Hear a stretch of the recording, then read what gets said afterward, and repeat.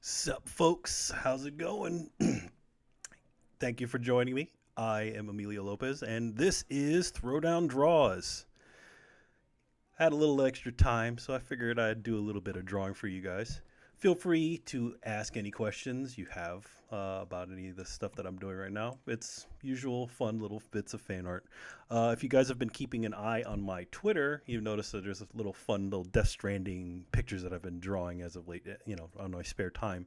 So I figured this time around, since I'm not working, I'm not doing it after I finished a bunch of work, I actually had a little bit of a free day today. So I figured I'd do it for you live. So here you go. You got a little something right here. I've already started a sketch. I can show you what I was doing beforehand. So these are the original ones that I did.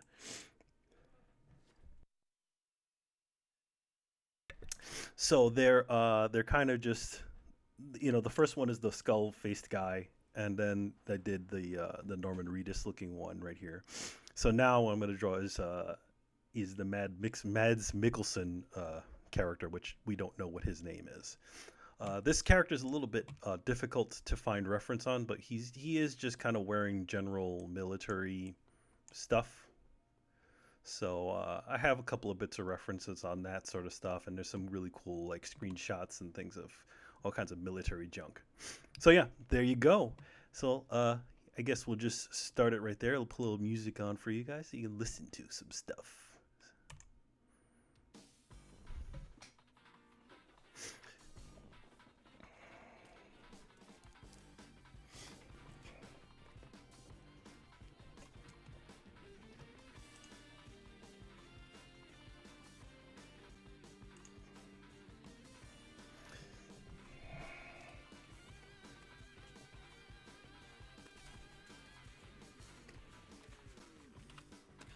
All right.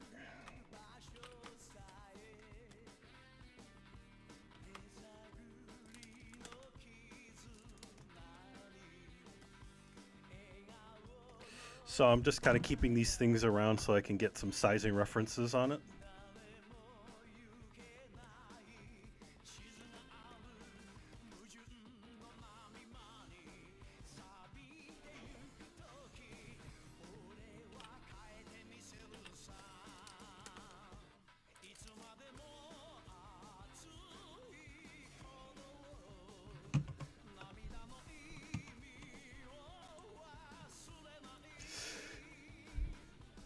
I have the music kind of low just in case I don't want to get any copyright strikes. So I'm gonna check it right now to see how it sounds.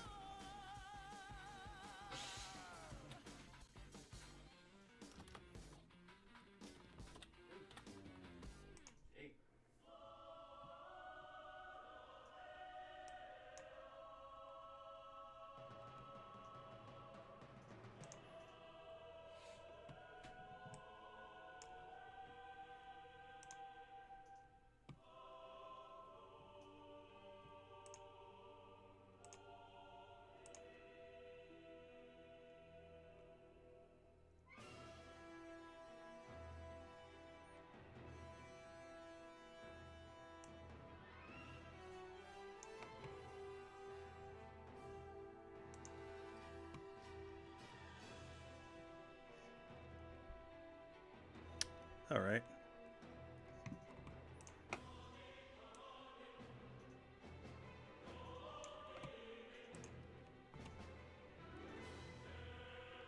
All right. Sounds okay.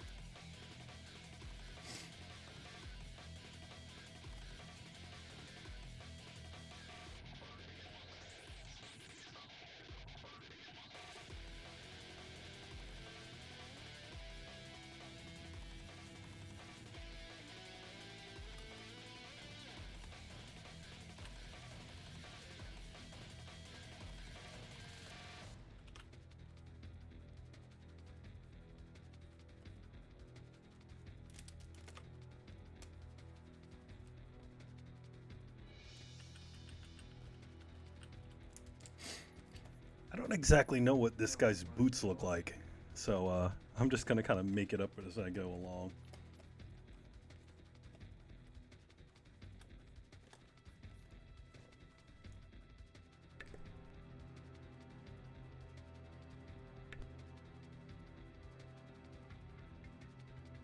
Apologies, I have a bit of a cold. So if you see if the sound goes out a little bit on my microphone, that's me just coughing my brains out.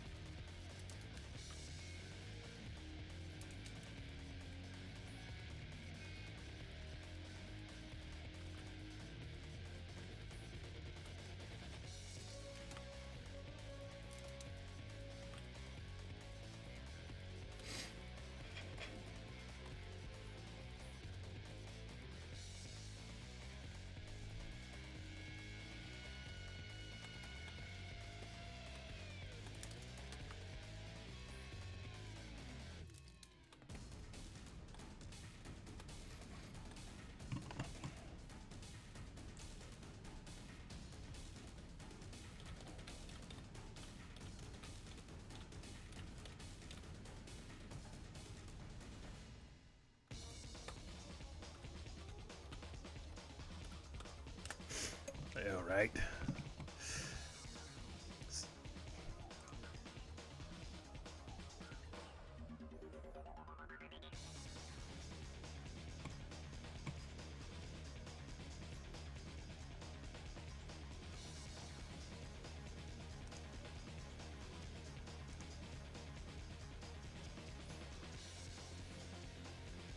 Let's see. Looking for some reference here.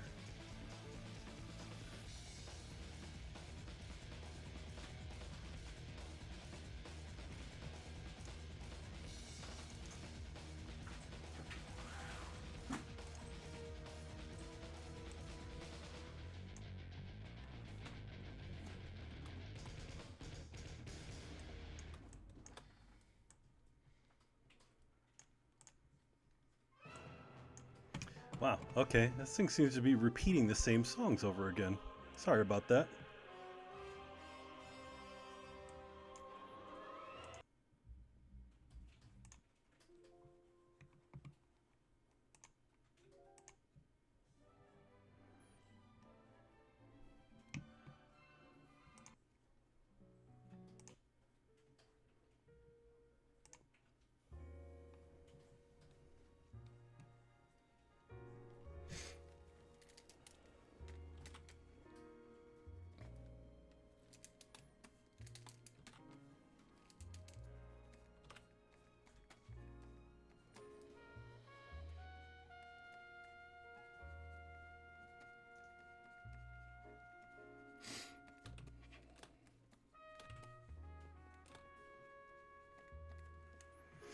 I think it was a different pose that he was doing.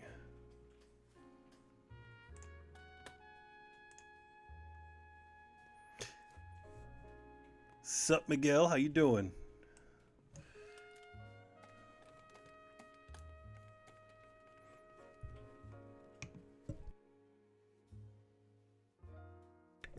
Ah, let's see.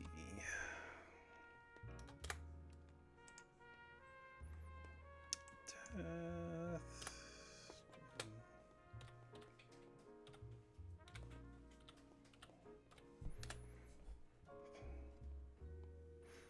Hmm.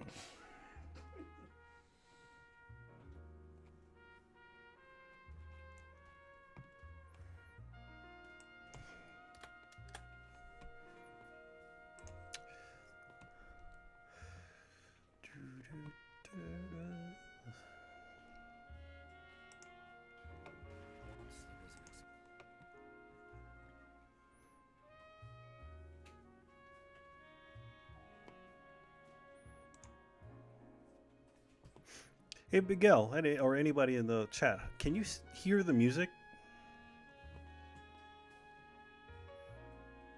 I have it turned on pretty damn low, so just in case we get demonetized or something like that, I don't want to get that to happen.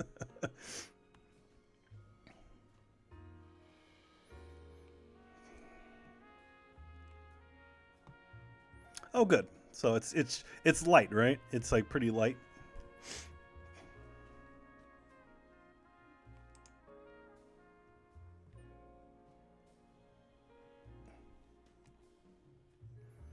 All right. Let's see. Yeah, that's what it's that's what it's supposed to be. It's not supposed to be gonna be all over the place.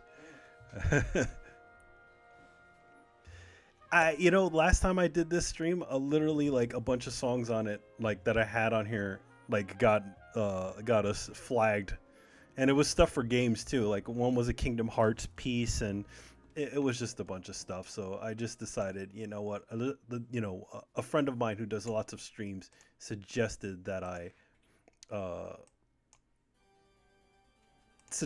I turn the music down, kind of low, to try to see if they can get through it. But we'll see. We might get demonetized again.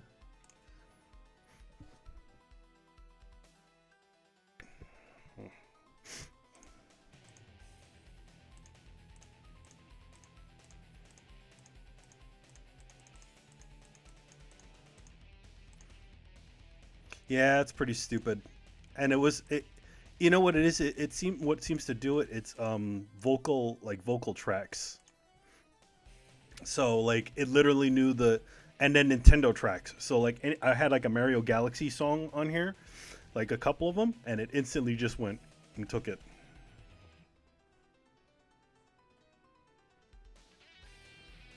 Yeah, but the thing is that like it has as far as the ID thing, yeah, it does have a pretty tough ID thing, and the worst part of it all is that sometimes it'll get you for stuff that's like public domain, like Tony had like a classical song playing, and then it literally caught him for that song too, which was probably the reason why. It was because of it was probably the performance. It was a specific performance that it was flagging.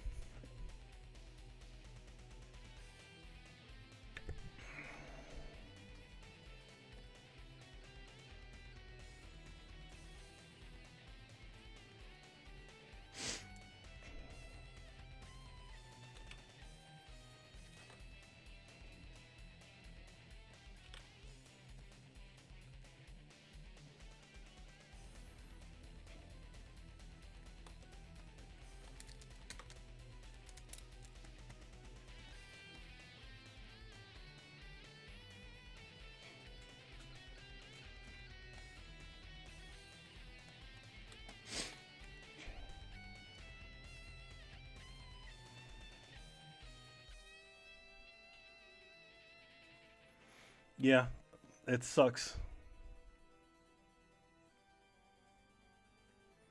Yeah, some like one thing that it called like on one another thing that it called on a stream that I did was the Best Is Yet to Come song from Metal Gear Solid 1. And it didn't call it the Best of Yet to Come. It actually flagged it as some other musician, which is like weird. Which means that I listened to that song, and I think they probably used the sample from that song, from the Best Is Yet to Come in that song, and that's why the copyright. So it wasn't Konami that had threw the copyright strike at me. It was this other totally different person that had nothing to do with the soundtrack of Metal Gear Solid 1, which is weird.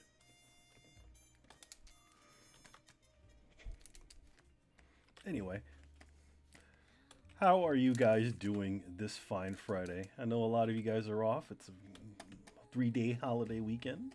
Good Friday.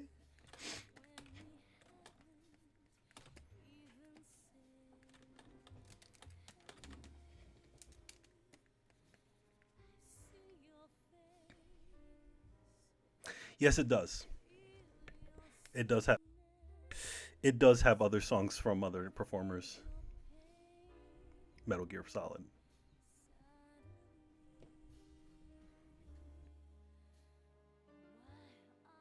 Like this song, for instance, which is from Metal Gear Solid 3. Rights for music is such a weird thing because obviously it's to protect the musicians from from music being broadcast in different places, that they don't want them to, because obviously, the way rights works is that each a musician has to make, or the production studio has to make the what do they call it, the deals with a bunch of companies in order to put them on the radio and all kinds of other stuff. And that musician gets a little percentage off of everything. Uh, do I use a pad with a pen, or just a mouse? No, I to draw. I actually use a this thing called a Cintiq. It's literally a monitor that you can draw on. They're quite expensive, but you can find a couple of generations older version of it, and then they also sell Cintiq companion computers, which are like full-on computers that you can literally draw on the screen. Also, you could also decide, like even that you can also go with an iPad now.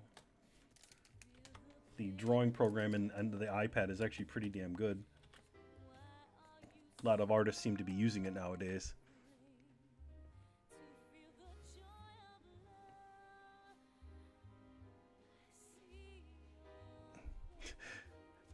You're stuck on the phone with a crappy pen.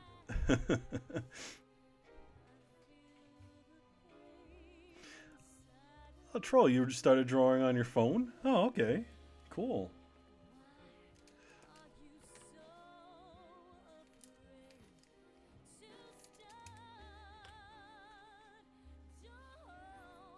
Here's the thing. Don't worry about you don't actually need to have all the really expensive toys. If you can get it to work on there, at least for now, that's not a bad thing. Don't feel too bad about using a phone or any of that stuff. The one thing about art is there's really no right way to do this sort of stuff. Sometimes you go to art school and the people and your professors will tell you, "Oh, you shouldn't be using a ballpoint pen, or you shouldn't be using this." And it's like that's a bunch of BS. You can use whatever you want.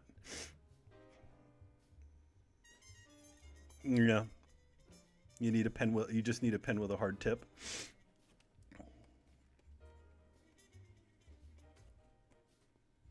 Wacom, the company that makes the the monitor that I'm using right now to draw on, they also make phone tablet pens as well. They can be a little expensive, but the sensitivity on them is pretty damn good, from what I hear.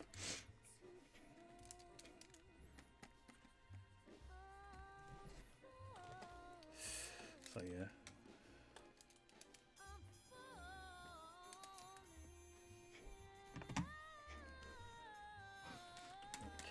I'm not liking that arm.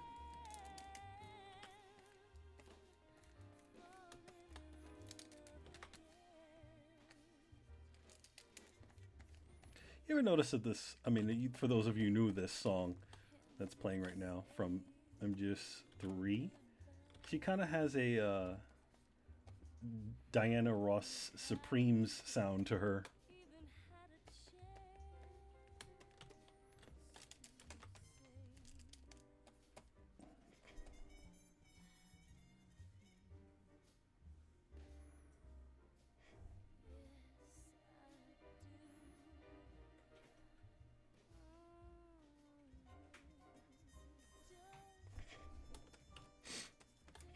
What kind of phone do you have, Troll Monitor?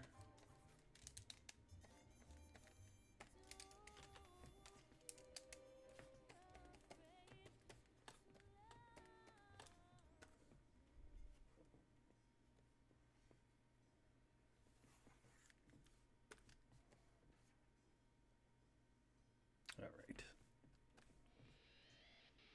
Oh, Samsung S6. So the interesting thing about the Samsung phones is that they actually use the same tablet technology as the Cintiq that I'm running on. They both use Wacom.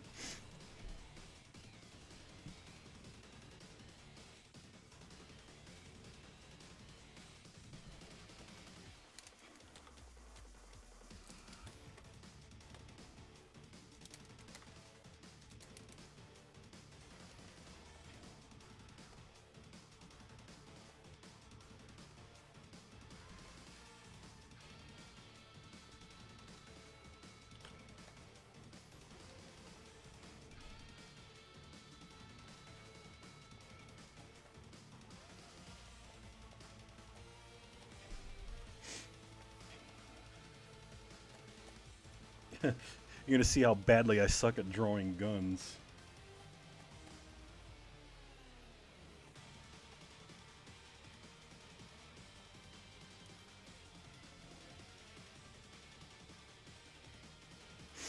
Right now I'm just kind of laying out.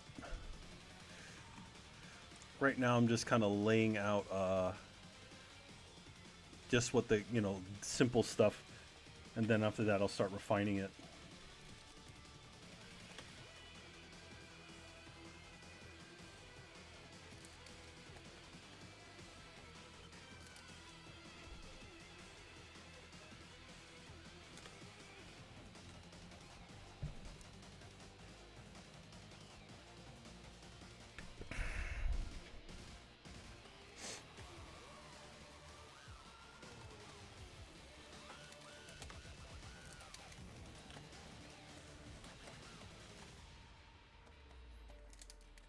Trying to get this right here.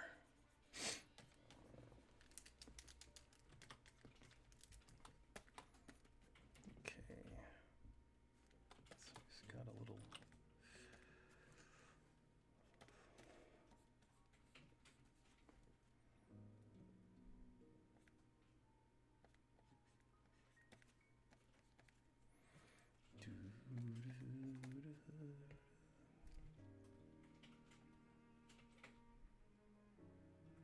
I'm using a Cintiq, which is the tablet screen.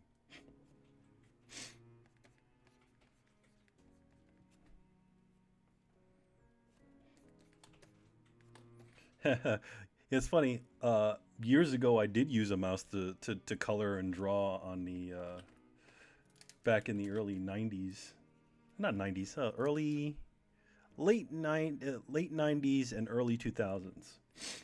And a good friend of mine actually bought me a Wacom. Actually, if you're fans of our show Throwdown, which we do every Thursday and Sunday, it's one of our panelists, Chris Seeley, and he got me my first Wacom. And at the time when I got it, he's like, "Oh man, this will make your life so much better." I'm like, "What are you talking about? I'm gonna be, I do this all with a mouse." Nice. You use old bamboo. Yeah, those ones are good. I still have. I don't use a bamboo, but I do have for my PC, my laptop. I do have a an older tablet, just so I can work on the go.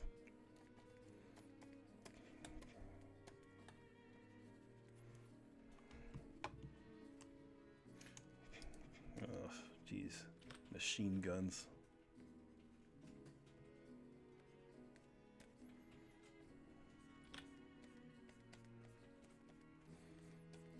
Probably the thing that I don't like drawing the most is just guns.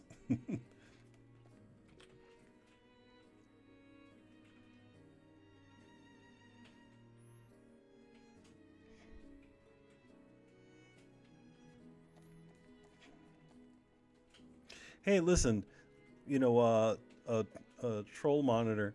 There's a famous artist named uh, but I'm totally blanking on his name now. Well, there's a famous artist that just uses all mouse to. Oh, Adam Hughes. Adam Hughes. He's a comic artist and cover artist. He actually does everything with mouse on his with his any of his color work. If you don't know who that is, go check him out. He's got amazing work. He does like covers for like DC and Marvel and stuff, and all of his color work is all done digitally with a mouse. And people have asked him, "Hey man, why don't you get a Cintiq or something like that?" And he's like, "I'm used to a mouse."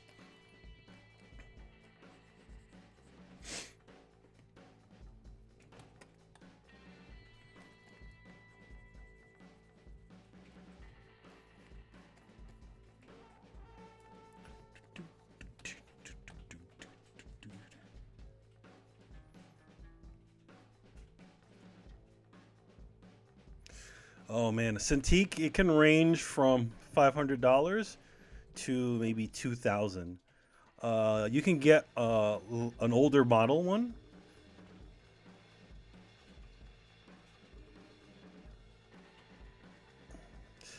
You can get an older model Cintiq for like 500 off of eBay, and it's a 21-inch one, and that's perfectly good. Or you can, or you can make and get the new fancy one for like a lot of money. Depends. You can also buy a PC called the Cintiq Companion. Um, the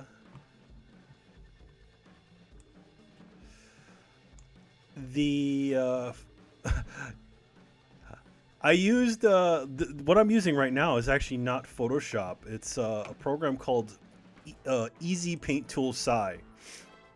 It's a $60 little program that you can buy, and it does all the different things that you need. There's two programs I would suggest besides, that are great for drawing it, besides Photoshop. Um, Excuse me. I actually hit Photoshop as I was saying that. Sorry. That's fit. But you can get Sci, or you can get another program called Clip Studio for around the same amount of money, 60. Nice. You got two monitors. Troll monitor.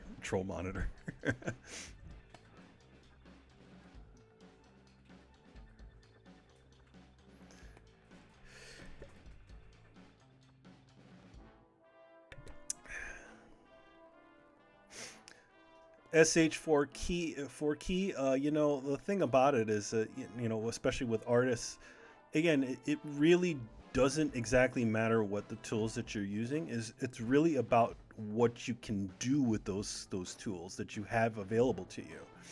There's a guy out there right now in Japan who does paintings in friggin' what is that program? Excel. He literally does, he literally creates shapes in an Excel document and creates like, landscape paintings. Again, it's about what you have available to you. If you can get it to work, why not? You know?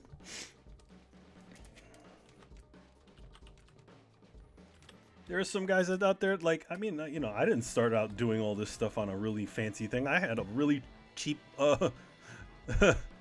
I really had a really cheap equipment, but at the time, you make do what you have.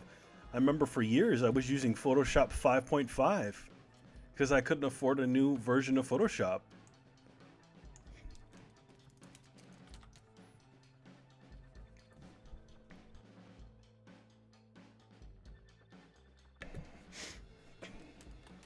The only reason why I was able to upgrade is that I got a full-time job and I was able to, get to the next one. But at the time, I couldn't afford that. Even with a student discount, I couldn't even afford a new copy of Photoshop. I think that's the problem that I think that those companies have, is that they don't make these things affordable for people. I would think people more would be more interested in buying these sorts of art programs, like programs like Photoshop and stuff like that, if they made them just have nice competitive prices. So that's why I say use Psy or use Clip Studio. Those programs are really made for drawing, unlike Photoshop, which is just a photo editing program that everybody's adapted to artwork.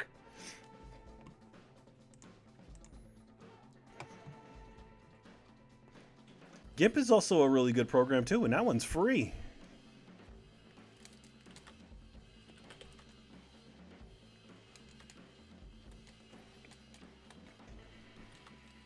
A lot of the same tricks, most of the same tricks in GIMP work. And, most of the same tricks in Photoshop work in GIMP as well. You know what? I'm just going overly stupid on this dumb gun. I'm going to give him a little tiny stupid gun.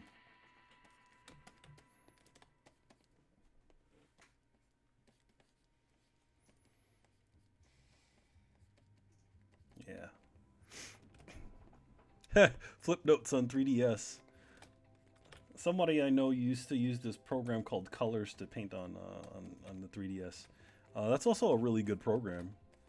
And one thing that Colors allowed you to do is that they allowed you to export the files, into high resolution documents, because what it does is it records all your strokes, so you can export it at a higher resolution.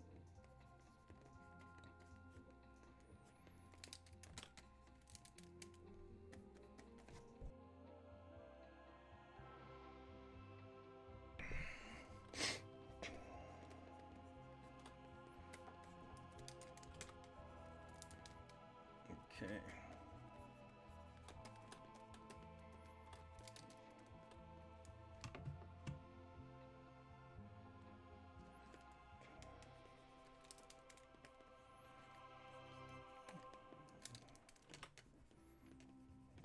Yeah.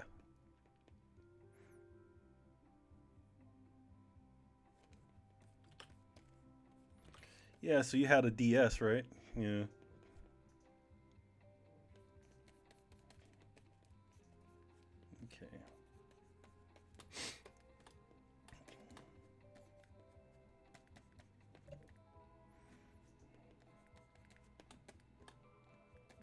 Okay. Watch me get a copyright strike for this song. It's just funny. It's just so stupid the way this sort of stuff happens.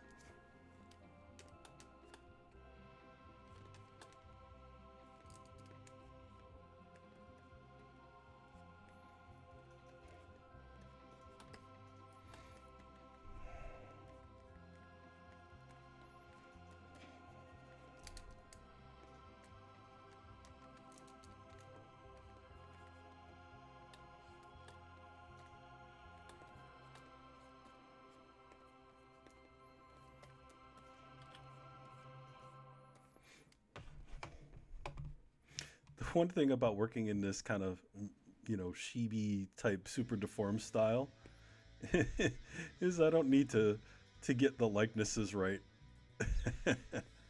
You just give them a little bit of something to look a little like the person, and then you're good to go.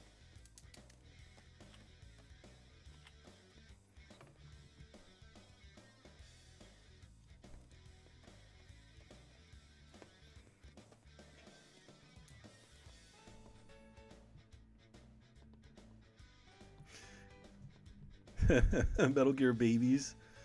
No, it's not Metal Gear babies. They're just kind of little chibi style, like shiny, like super deformed characters, versions of the characters from Death Stranding. So I'll show you some of them. So on the left here is the Norman Reedus one, and then this is that skull facey looking dude that floats up on one of the trailers. So I'm just doing this third one. I did three of them so far. The other one is the like one that looks like Guillermo del Toro. I don't have that in here. I'll pull it in later so you can guys see it. This guy right here is my little size comp.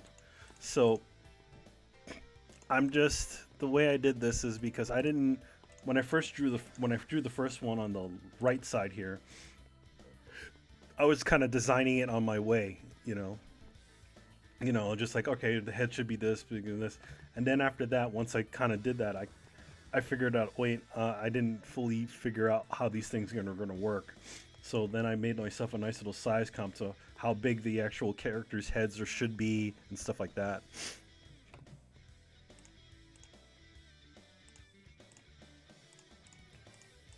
For the Norman Reedus one, I actually did. I drew two versions of it.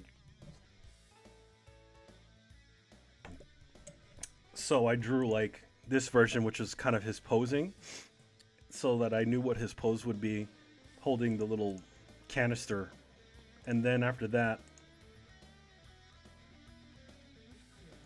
I drew drew all the uniform on it. Took a long time to get the uniform right.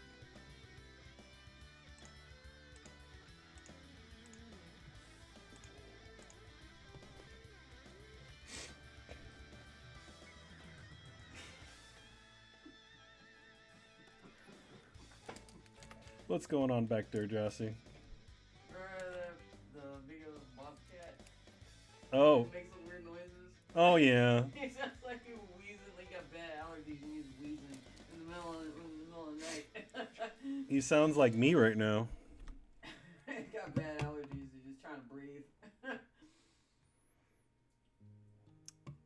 Why do you make them weird ass noises? No, these are not the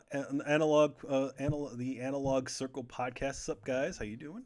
This is not for a comic. These are just fun little things that I'm just doing in my spare time, to be honest. There's a little bit of a lull in my schedule, and I'm also going to be heading over to C2E2 in next week on Thursday.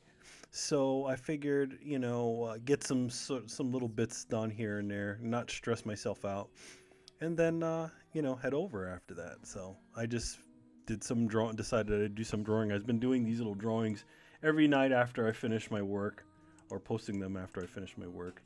So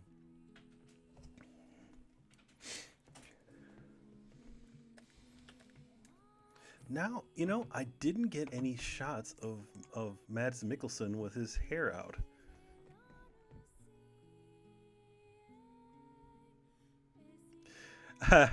I should have my own gaming circle like Penny Arcade. Penny Arcade is kind of a really cool success story. It's just a bunch of guys that decided to, they're just a bunch of guys that just decided to post their comics for years. It's such a cool thing. Like, and they kept at it. I mean, I would, that's the one thing about it. Like, they're all a big success right now, but they were just a bunch of Joe Schmoes doing it in their basement. And the one thing about it, and what's caught on is the fact that they kept doing it. And that's a testament to doing stuff for yourself. Doing something and trying to get out there. You can work for the man. You can work for like I work for Marvel and DC and all those guys, but there you can work there for years, get paid, and burn yourself out, or you can actually go and do your own thing. And to be honest, it's much better to do your own thing and own your own thing, because at least it's yours and nobody can take that away from you. Unlike Marvel and DC, and other studios that you work for, all of your work doesn't belong to you anymore.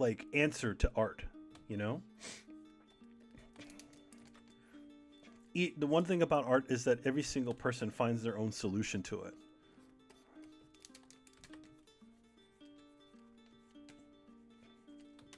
So, you know, something different. Every different people have to get different solutions to the same thing.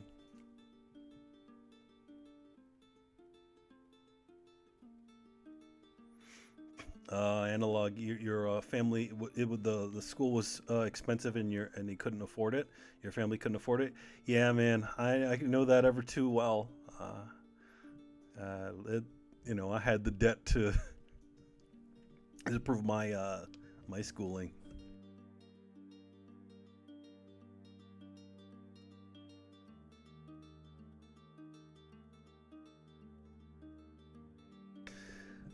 Troll monitor art class doesn't ruin it. Doesn't ruin the fun of art. The one thing is that the way you got to think about it is that every single thing, even if you don't understand like the process, try to like if you're going in an art class, you're not you're learning, especially when it comes to certain artists, certain people teaching it, you're kind of learning their way. And then what you do is you're applying their way to the things that you do. A lot of art teachers will try to control your work, which is not exactly the right thing to do. What an art teacher should be doing is trying to push the power, not the power, but the put your ability to the max to the best it could be. So rather than saying, okay, this is how you know you do this and that, you have to kind of in other words, bring an artist's work up. In other words, whatever they have. So by offering things that'll help them, like you know proportions and anatomy and understanding things in your environment. Because when you start to kind of control an artist's work, then their work starts to look like the person who taught them.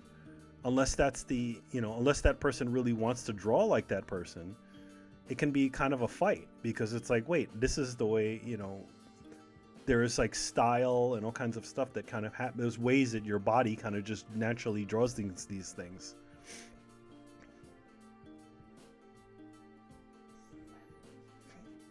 Yeah, well, here's the thing.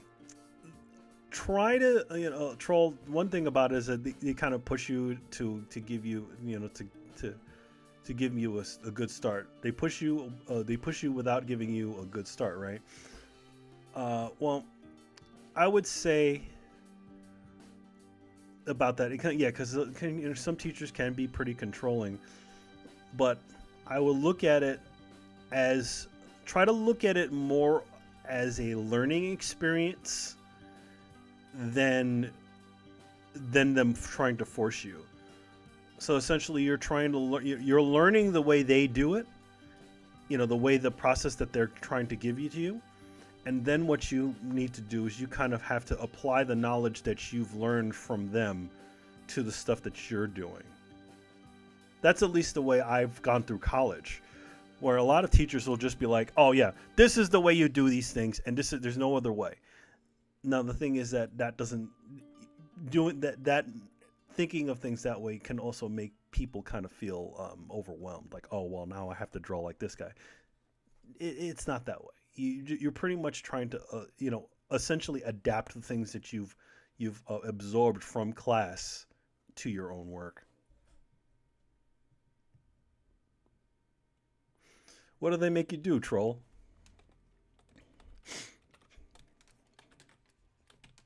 I mean, here's the thing. There's also part of art. There's also the boring side of art. The learning process can be a little bit boring. But here's the way.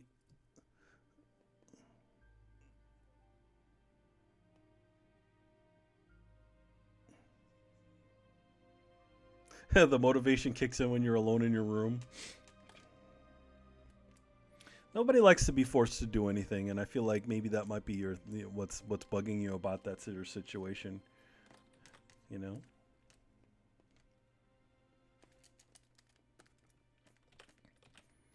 But you gotta. It sounds like you're pretty young, troll.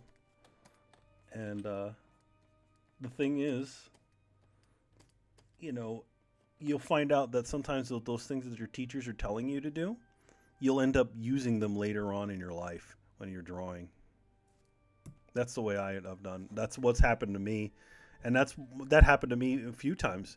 Like, oh wow, the thing that this guy was telling me in class this actually came in useful.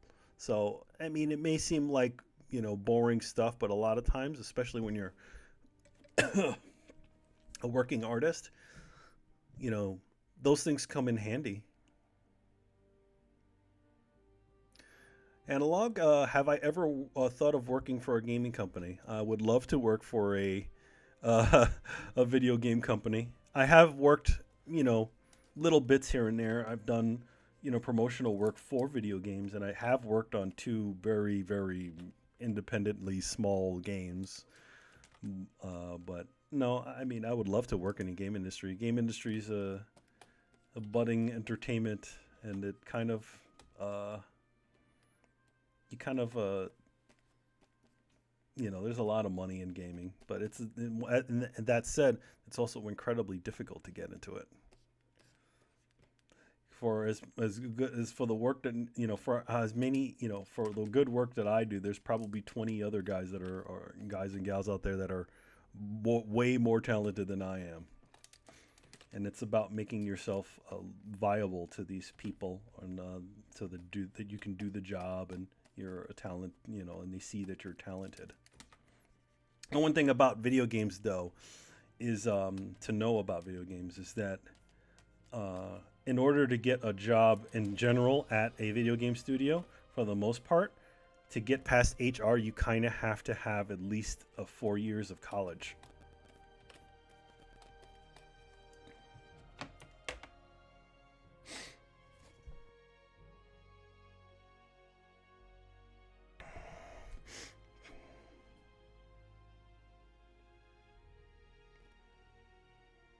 Yeah, so Troll, you got to do 2D animation before you get to 3D. Yep, that's the way it works. You have to study motion in order to get that. A lot of the big animators that are in CGI, they all are very talented artists. Very talented animators on there without actually using a computer. So that stuff will all help you. Some of these guys, what they do is they actually for some of these guys, what they do is they do like their keyframing on paper.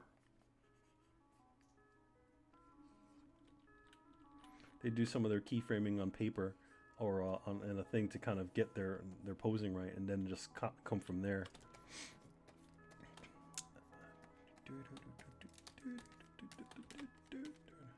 So have you guys ever played the game Republique? Or Republique? For PlayStation 4 and for iPhone? That's where this song's from. It's pretty much the main menu.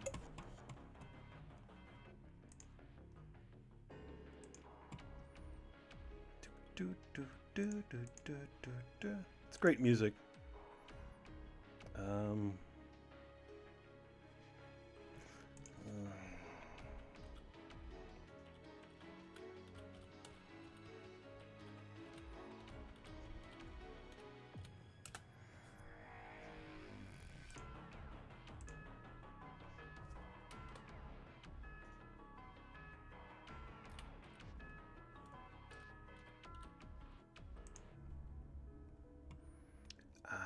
Okay, so he's got this part on his hair.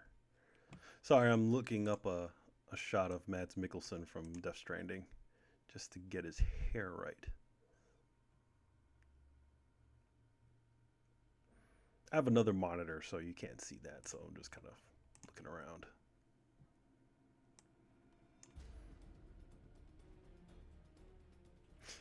Don't play any copyright shit. What's up, Tony? Dude, here's the thing. I've only got like video game music running on here, and they got us for that stuff. So they got us for They literally got us for a song for a Kingdom Hearts song, and they got us for what was it from the Shadow of the Colossus. By the way, Tony, how's the sound? Because I make sure I tried to put it pretty damn low.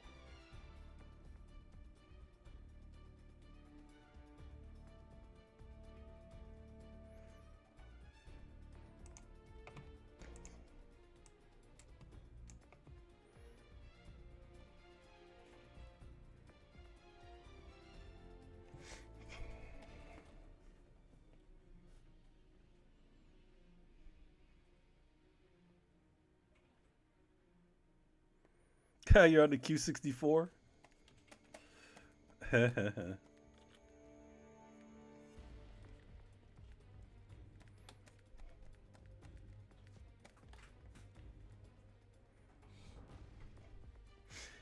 You barely hear it. Well, good. I have it low, man.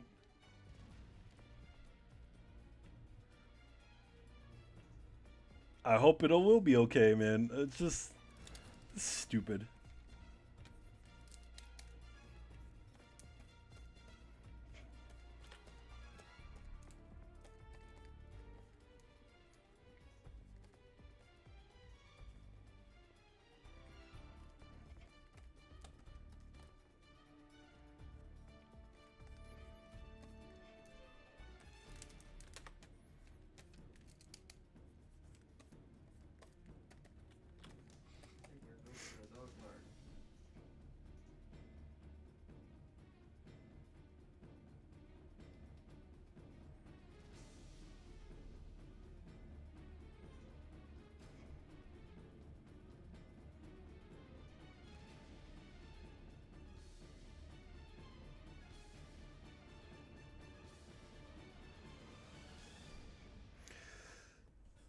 So, Circle Podcast asked, you being a real artist, Manny, and knowing what goes on in making great art, what are your thoughts on Cuphead for an art style from an art style perspective?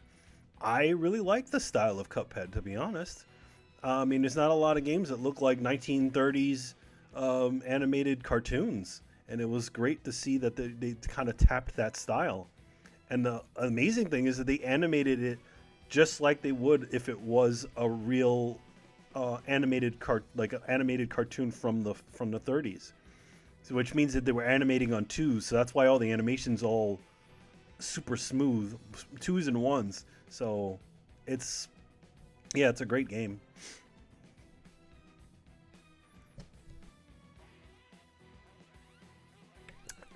Now you're on Twitch.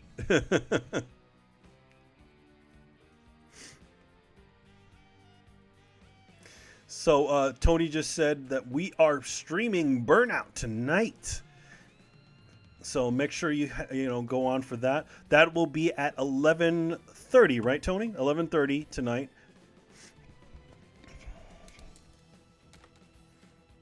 Or 11:30, and we stream two times over the weekend. Friday, and then we do a Saturday stream. And then you can tune in for Throw Down Your Questions on Sunday, 10:30.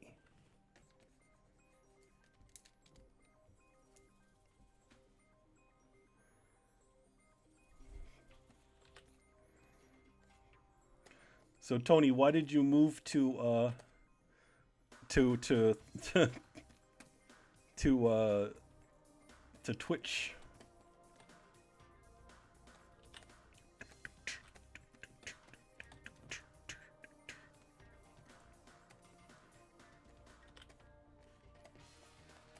Hey Tony, you recognize this song?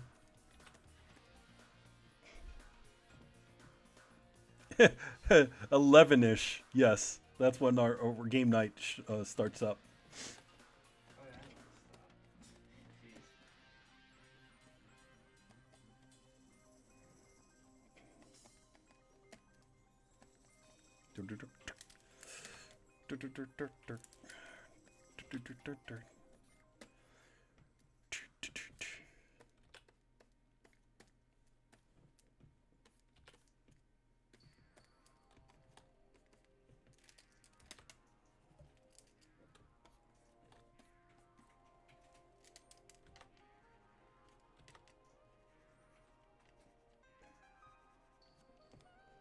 I bet you guys don't know where this song's from.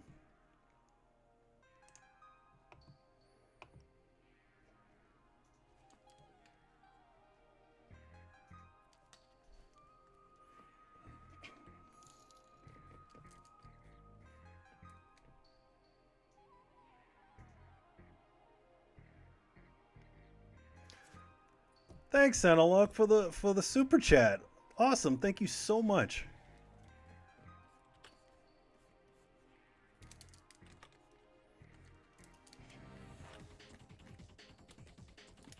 Now you know what it is. Dun, dun, dun, dun, dun.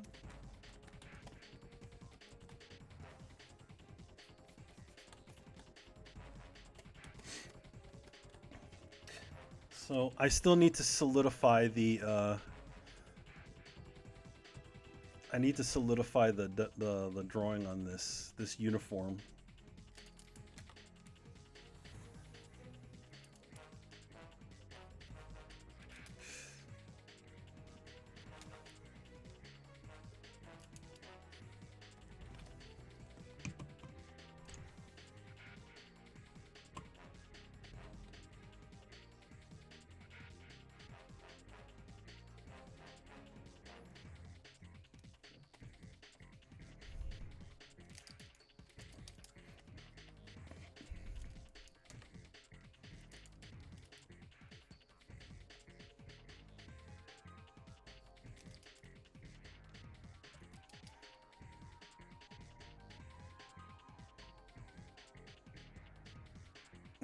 All right, man.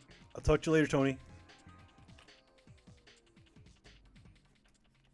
Also, for those of you who are going to be tuning in to tonight's stream, I'll also be on that show as well. I usually pop in on streams that these guys do that I'm not usually involved in.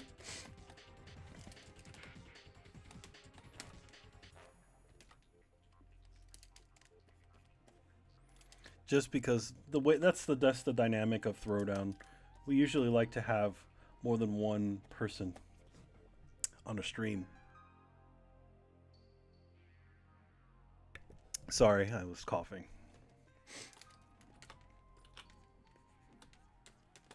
All right. So let's see this compared to the other guys. Make sure the hands are close. He doesn't wear any gloves, which is good. I don't need to draw any gloved hands.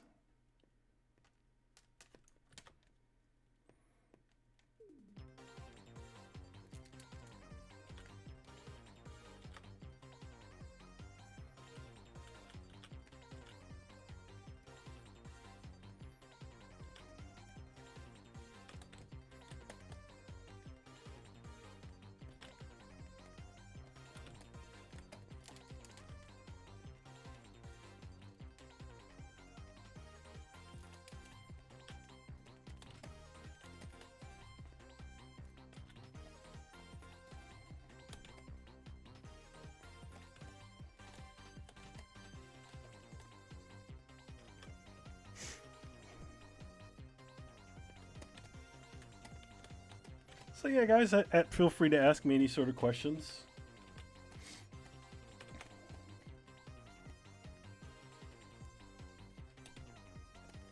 If you have any questions about what I'm drawing or any general art questions, I'll answer them to the best of my abilities. Okay.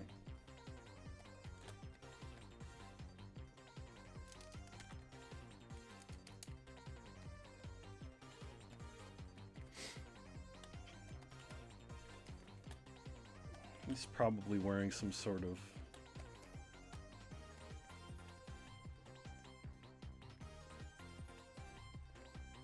So one thing about like not video game design, but like a lot of, realistic, clothing and stuff like that. There's so much to draw.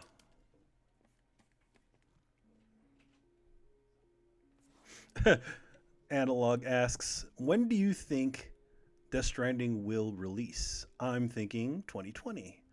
Well, supposedly Kojima said that it's going to be releasing before the Akira, the Akira um, summer games.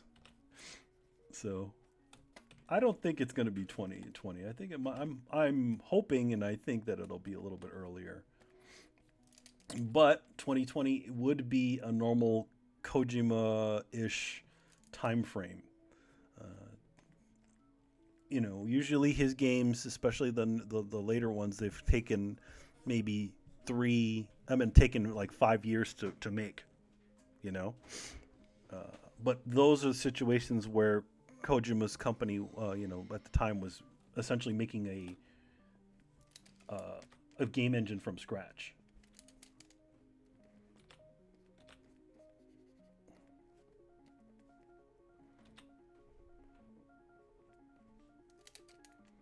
I think it'll be before then. I mean, they're not essentially making a new they're not making a new engine this time around. So uh, I definitely think that they're gonna just it's gonna be better. I think they're gonna have it done sooner this time around. I mean, Metal Gear Solid 5 took so long to make, and some people argue that even the game is not even done.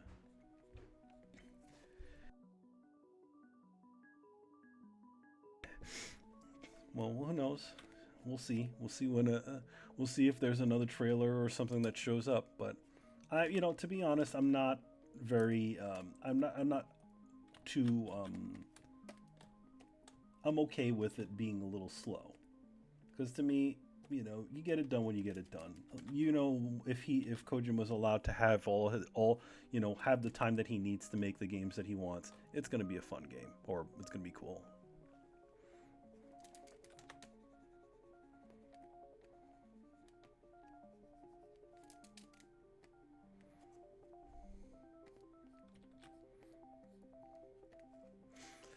I think I think Metal Gear Solid 5 is it's done as it's going to be. I'm sure that there's a lot. I mean, most games have to drop a lot of content before they release, and I'm sure the maybe there was a situation, and they're just like, you know what, just get it done. You're burning through money. Who knows? We don't know any of that stuff that happened with Kojima and Konami. So the one thing we did know is that Kojima said, "I'm done doing Metal Gear games." He said it literally like around the time of that of all like before one of those things that Metal Gear 5 is going to be his last one. So whatever happened then, who knows? But it's sad, but I don't mind Kojima not working on another Metal Gear game. To be honest, I was already happy with the end that we got with Metal Gear 4. Officially, we didn't need officially all the following games are just kind of additional information that we kind of already knew, just kind of reconfigured around. You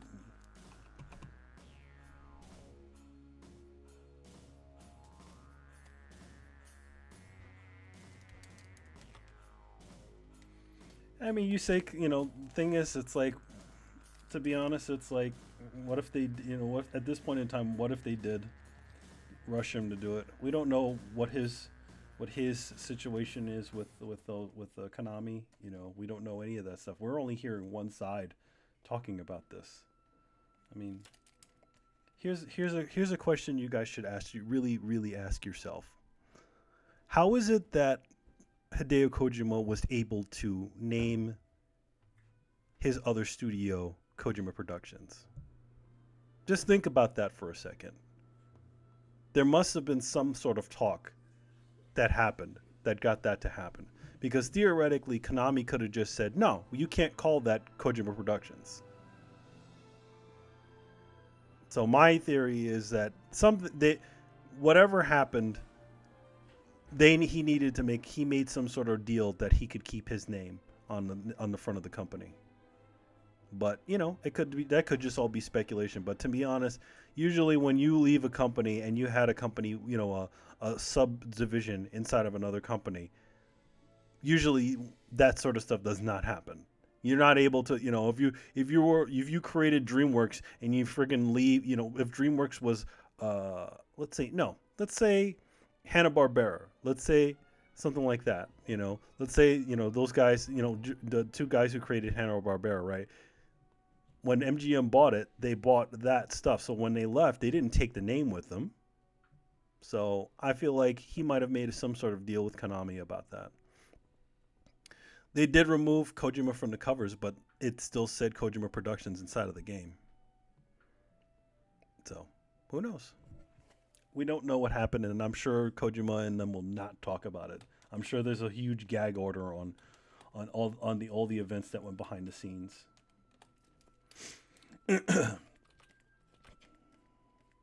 But to be honest, that's all water under the bridge. It's whatever now.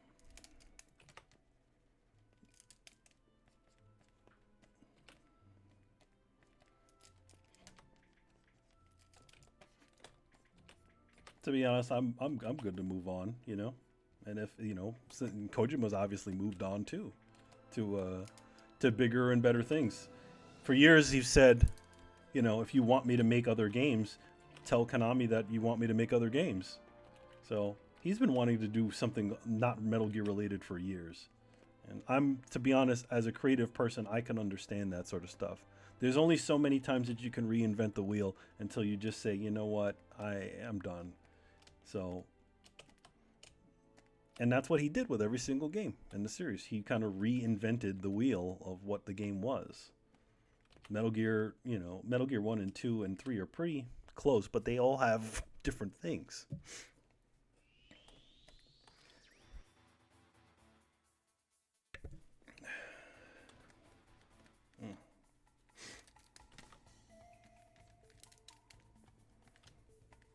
Two is not exactly like one. Four is not exactly like the other ones. Three is not like them either. So they're all kind of their own animals, their own things that they've kind of recreated this kind of stealth things you can do within stealth games. And each of them had their kind of own little gimmicks and things to them.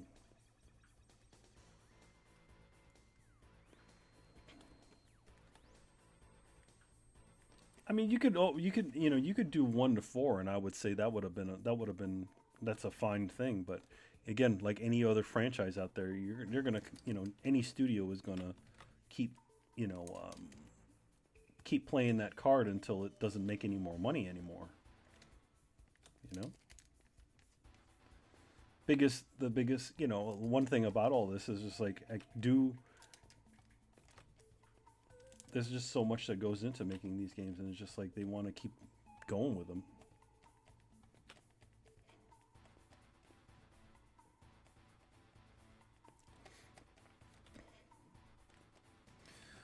Drawing guns. I hate it. But you know what? Here's the one thing about all this stuff. It's like, when you're drawing these sorts of things, you gotta, especially if you're gonna work in the industry like comics like that, you have to draw everything under the sun. You have to be able to draw everything. So that means going in and doing your research, and going in and doing all this stuff, and doing the work.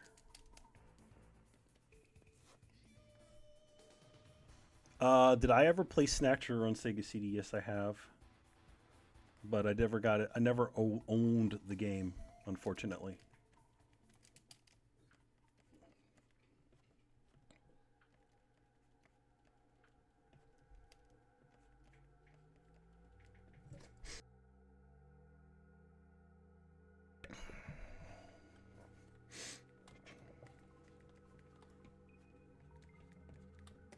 There you go. He's looking like something here.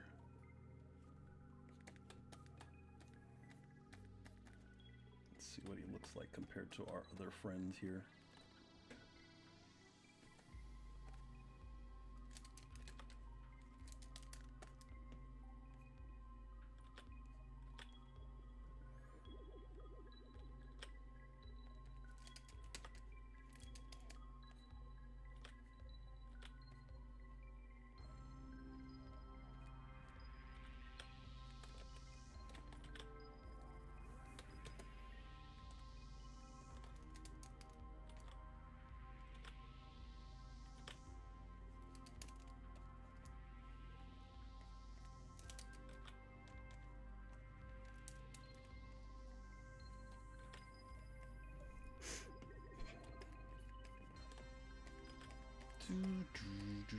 This song is from Super Brothers Sword and Sorcery. It's an iPhone game. Really good one.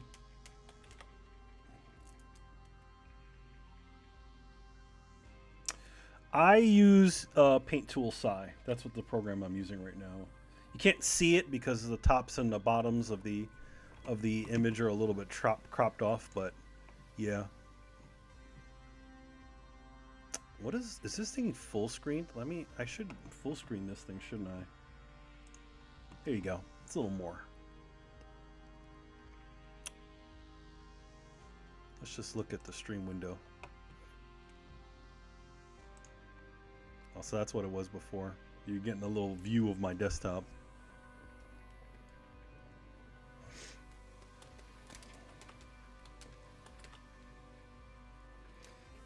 So right now what I'm trying to do is I'm just trying to solidify the design of the character, you know, what things I want to keep and stuff. And then what I'm going to do is, these drawings are not ever super super smooth. So if you look at it, they're very, very somewhat rough. And that's what I'm going for in these. Going for a little bit of a rough style. Because, you know, they're meant to be kind of fast. So now I'm just going to start cleaning up and solidifying any of the details that I have here.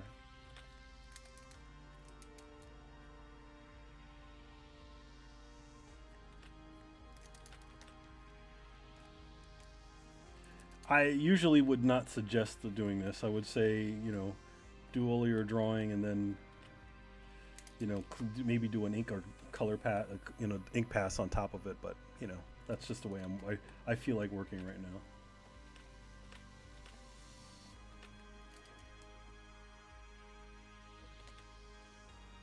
Paint Tool Psi is actually a very cheap program.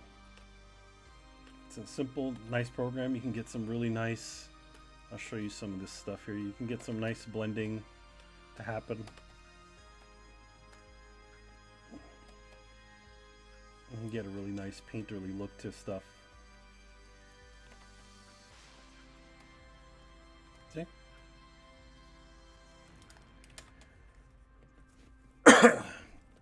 But for this piece, I am not doing any of that stuff. It's all just simple, nice, simple sketch work. How's it going back there, Jossie? That's my girlfriend. She's hanging out, doing things, doing her arts.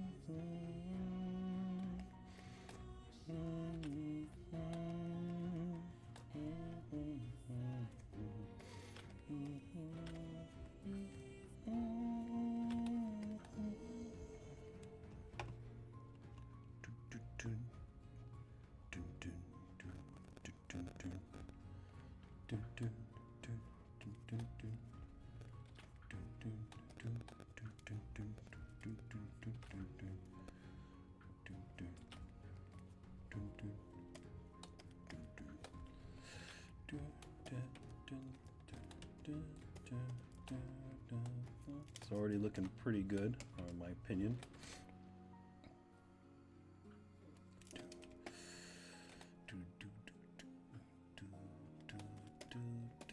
Just trying to match the quality of the original ones. Analog Circle Podcast says, I used to love Image Comics, but back in the 90s, because of the level of detail of their drawings, shading, the shading was amazing. Sorry about that. So yeah, I used to love Image Comics too. But one thing about detail, it kind of can be a little bit not facetious. What is the word? I don't know. But sometimes what happens with a lot of detail is you can hide the fact that that you're not a strong artist. And I feel like sometimes what happens with with a lot of stuff is that some artists tend to do that sort of stuff to kind of give it a little bit more heft. But yeah, I loved Image Comics back in the day.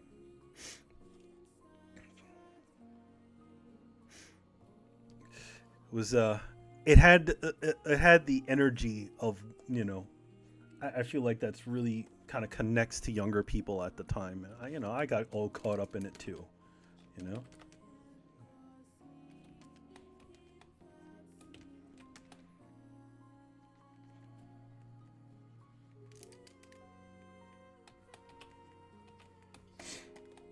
There's actually a really good documentary on sci-fi, sci-fi channel YouTube, about the history of Image Comics. And they talked to Todd McFarlane and Jim Lee, and they talked to not Greg Capullo, Eric Larson, and all the guys that were part of that stuff. You got to realize that what they did was something that nobody ever did. They were at the top of their game, and they said, you know what, F you, we're gone. Because here's the thing, like, again, this goes back to being an artist again and working for the industry. They realized that officially, as far as, the piece of the pie that they would be getting, right, from the books that they're making, Marvel and DC are making millions. At least at that time, because that was the middle of the collector's craze. So they released 20 different covers and all that other stuff, and they were making money hand over foot. So when Todd McFarlane and all those guys they went in saying, "Hey, we want some more money for this because we see all the millions that you guys are making. How come we're not getting in that?" So once that happened, is that they were like, "No, we're not giving you a raise." So then they kind of just said, "All right. Maybe we should," they went to come with themselves and they kind of went, "Oh, maybe we should go out and do our own thing." And that kind of opened the door. They literally left the top of their game. And they took pretty much every single person, all the people that were fans of theirs with them. Nowadays, you can't do something like that. No artist in the comics industry has that much heft anymore. And I feel like it's part of the reason of that is because of the industry. They've decided that's part of the reason, at least my theory, as to why they constantly change artists and creative teams. Because, mostly artists, because they don't want to lose them. This guy's, some guys worked on this book for years and decides, "Oh, you know what? I'm leaving. Bye." And then that's it. Or another thing that happens is that what they'll do is they'll try to tie, a big artist down to a contract. So it's like they have this one contract and that they can't work for any other studio beyond X studio. Because they were totally afraid of that sort of thing happening. There's not a lot of artists that you can think, there's a lot of really great artists nowadays, but they never will reach the level of Todd McFarlane or any of those guys from the 90s. Those guys were rock stars.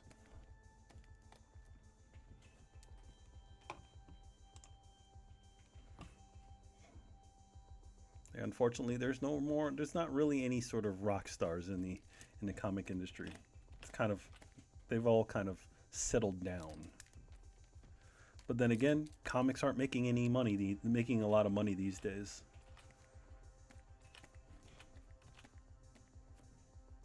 But I think that that's the fault of main thing is that that's the fault of getting comics, not getting comics into the right places. You know, that's getting like, you know, you're telling me the only place that you can buy a comic book is at a specialty store, which some cities may not even have. You're telling me that is the only place that you can buy a comic book besides the graphic novels you can buy on Amazon or at Barnes and Noble. That's the only place you can do it. And I understand why they, you know, the big companies make all their money, a lot of their, their day to day, what I call the day to day money off of their single issues. So, not buying a single issue, buying the issues will definitely cause a book to get canceled in any comics industry in the comics industry because the single issues officially pay for the creative team. So for me, Kari Randolph, and and the writer, all the creative team that works on it, we're supported off of every issue. So, like, what the way it works is that Marvel or DC makes their initial investment, they hire, it's all coming off of their dollar. It's like, okay, they hire the artist, they hire the writer, they hire the colorist, and all the other parts of the team. And then once the book gets rolling, the every month whatever that makes, that goes toward the creative team. After that, if the book does, when the book eventually everything gets released as a graphic novel. Now, saying you're going to release a book as, you're going to wait to buy the graphic novel, even though a lot of people don't like waiting nowadays, it also spells the doom for a comic book.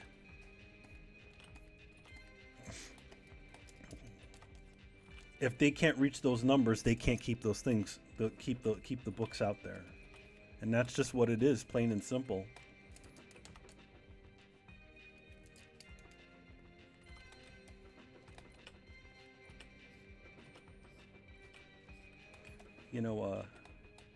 Well, I can't remember the name of the artist, the writer. He used to write Black Panther back in the day, in the early 2000s, late 90s. And he did an interview really recently about all of this, and he's like, yeah, we got to get these books into places where people are not, where people would normally, in places people normally go. This means going, the corner store. This means all these different places. No, you can't even buy a comic book at a newsstand anymore. And you're telling me, it's like, why isn't the comic industry doing so well? Well, there's your answer.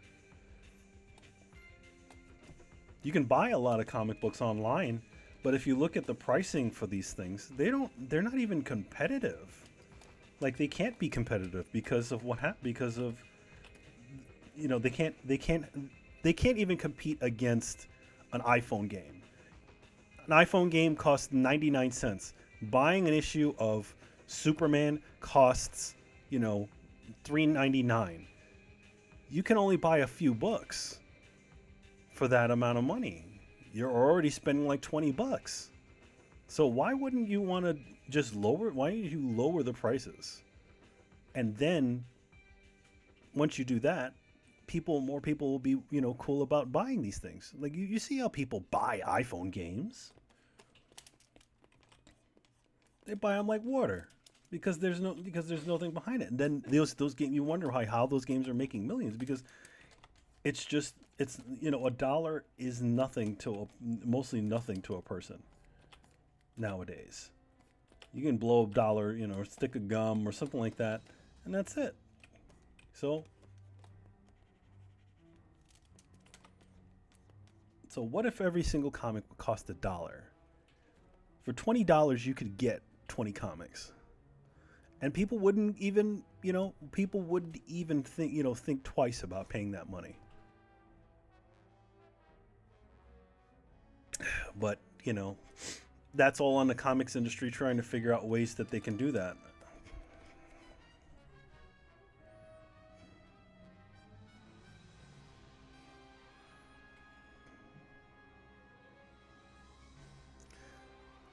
Analog Circle Podcast says this is a good point because years ago I remember going to into a Rite Aid and being able to get a comic book, but now I see them only at Barnes and Noble. Yeah, that's it.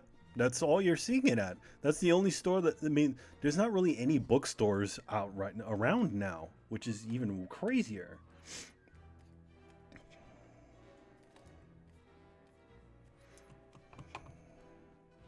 Does Mads Mikkelsen have eyebrows? That's such a silly question, right? His brow is so low. Like his brow is so, it's almost like he doesn't have any eyebrows.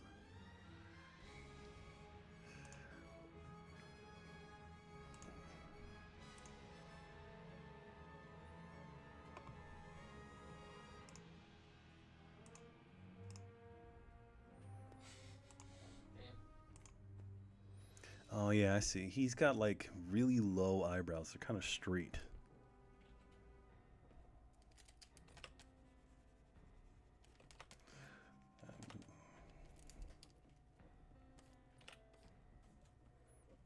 Yeah, that seems a bit more fitting.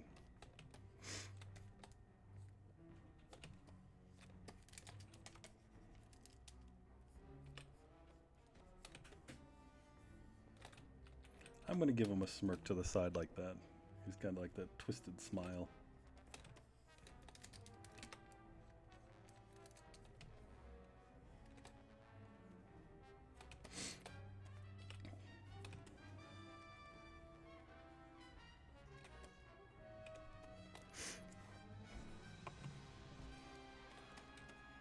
Yeah, like the way Mads Mikkelsen's like his brow and the top of his eyes, they're like very straight. Like I'm gonna do a really bad likeness of him, but the way it's almost like that, so it almost blends into his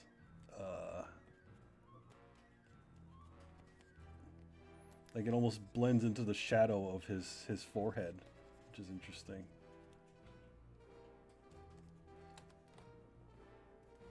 Like he's got like something like this, if you notice. If you ever see any pictures of him, where it's almost like he's just got these, like a Frankenstein brow.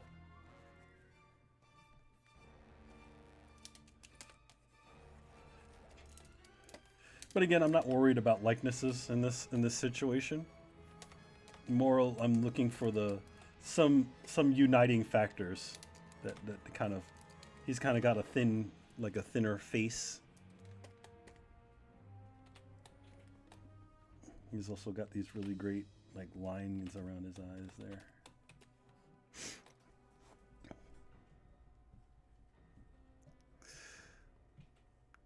Good night, Analog Circle Podcast. I hope to see you again, and thanks for popping into my stream. For those of you who are here, remember that tonight we'll be streaming Burnout Paradise. It'll be the gang, Tony and the gang, all doing really great stuff, dicking around in that game. And I think Brian will be there, and I'm not sure if Adam will be there. And pretty much a lot of the show is going to be on there, and I'll just pop in for a little bit to kind of say what's up and do the usual things.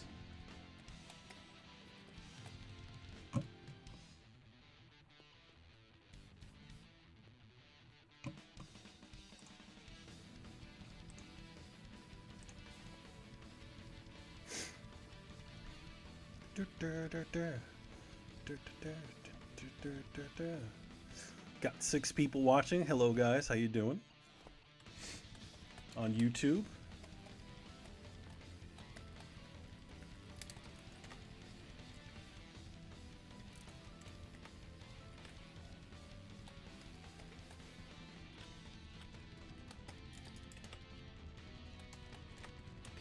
I'm gonna try to get this nice and done and ready to go before I don't want to be here all for hours doing this.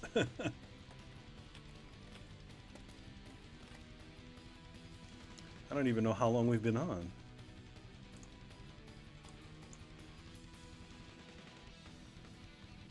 About an hour, 2 hours.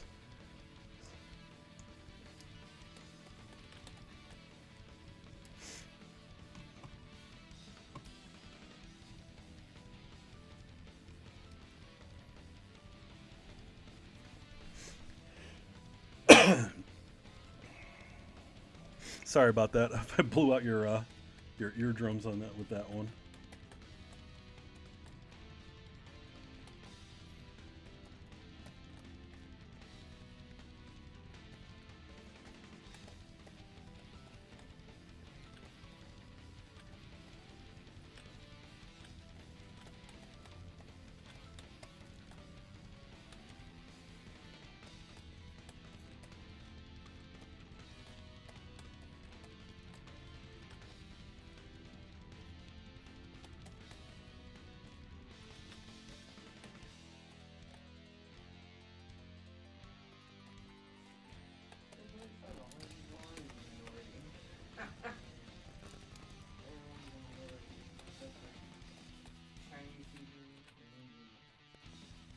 What's going on back there, Jocelyn?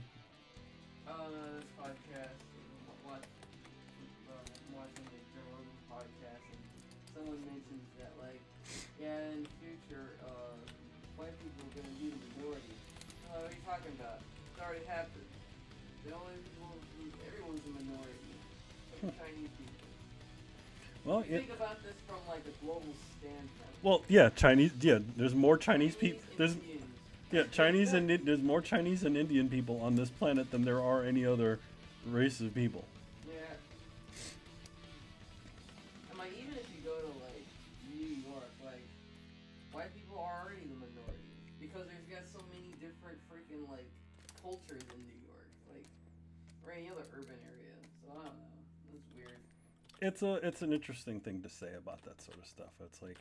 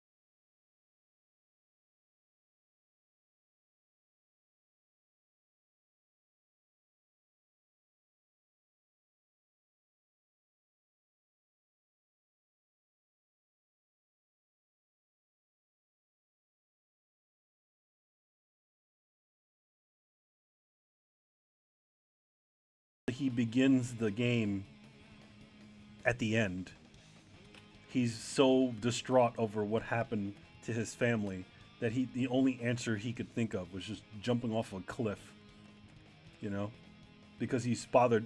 Because he's so what do they call it? He's so disturbed and so distraught over what essentially the gods made him do to his own family. It's a great, you know, very much like a lot of Greek tragedies and stuff like that. But I feel like when God of War 2 happened, he kind of became the angry man, where there was just like he's just raging at everything. And I feel like one of the things about, at least with the new game, that they're trying to do is they're trying to come back and go back to that sort of thing, you know. What is it like to lose, you know, your family and, you know, continue to live on, you know?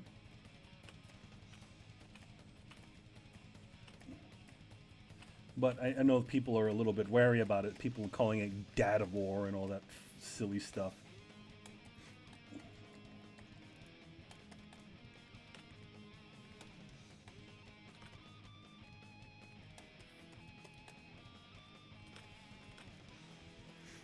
Hope the few of you that are still watching are enjoying this little show here. I know a lot of you are quiet. So yeah, if you ever feel like asking any questions about art, you know, asking any sort of questions about anything you want, you know, that's probably opening up a door, but yeah, feel free to ask them in the chat. I'm keeping an eye on both on the Twitch and the YouTube chats.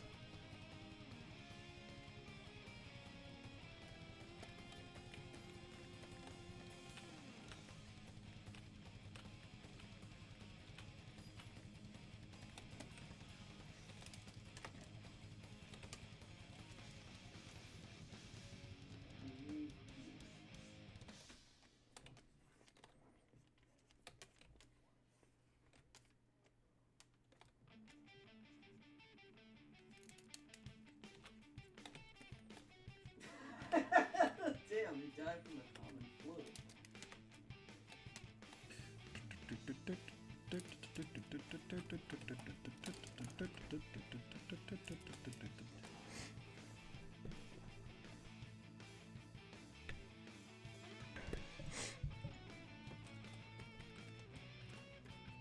So one of the things I'm doing is I'm trying to keep the lighting pretty consistent for these. So he's probably going to have, a lot of this stuff is probably going to get all covered over with shadow and stuff.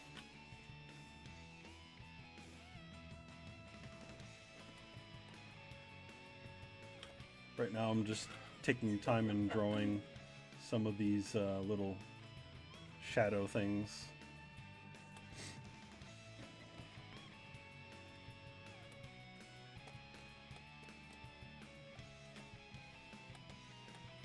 Again, the style that I'm doing this, we don't need to go too detailed on stuff because I'm not gonna. It's really just meant to be like a fun little quick job. So right now I'm just drawing some shadow stuff. But there's some details that I really want to keep in here.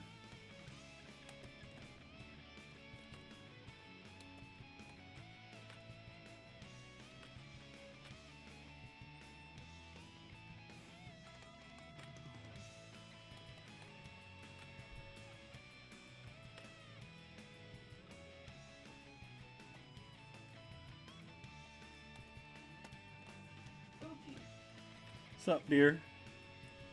Nothing. I don't know. Bored. Talk about dinner, but then. Yeah, we should probably think about dinner at some point. Well, I was gonna make something, but I don't wanna make something. Let me know if you don't feel like you want to just order out or something. Sure, let's do that. 9/11.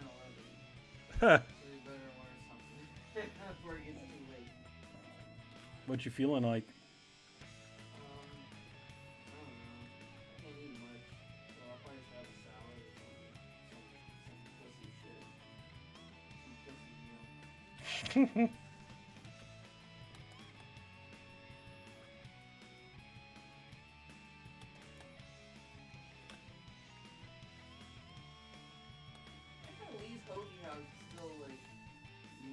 on here even though they're not fucking delivering. So you put in your order and then you get like an error saying like payment can't be processed, and then you find out that their next delivery is like tomorrow. I mean, I don't know, we can do that Trevi shit again. You want to do another pizza? I can't have pizza, but I like their salads. They have a cheesesteak there, though. I mean, it's a little difficult to screw up stuff like that, Plus, but I mean, it's still a gamble, but usually anything that I get from them is pretty good.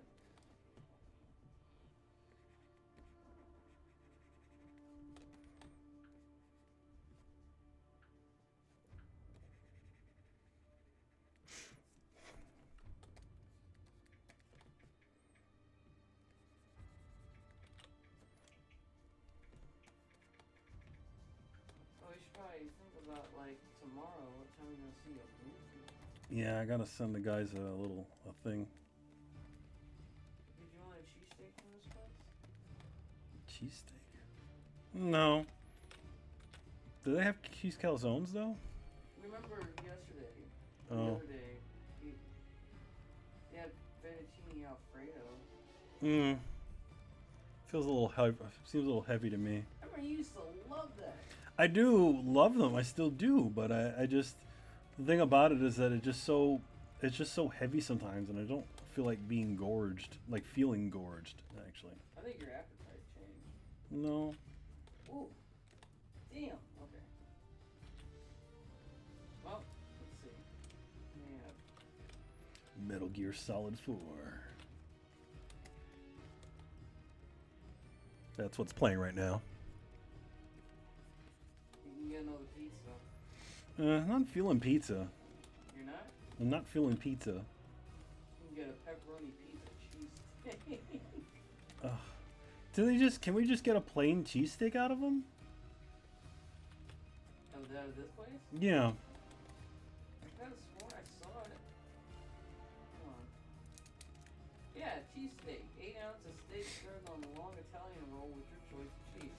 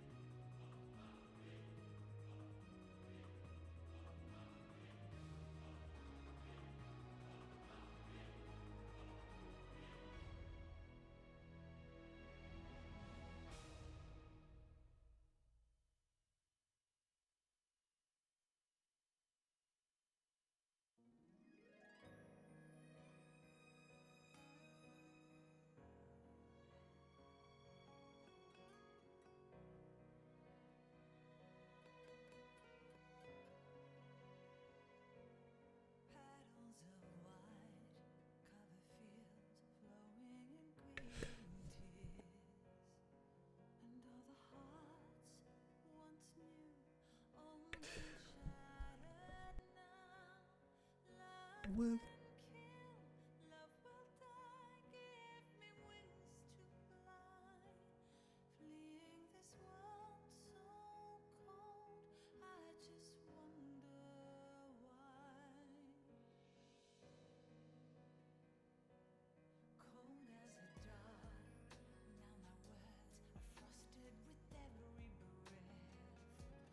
Still the hate burns wild, growing inside.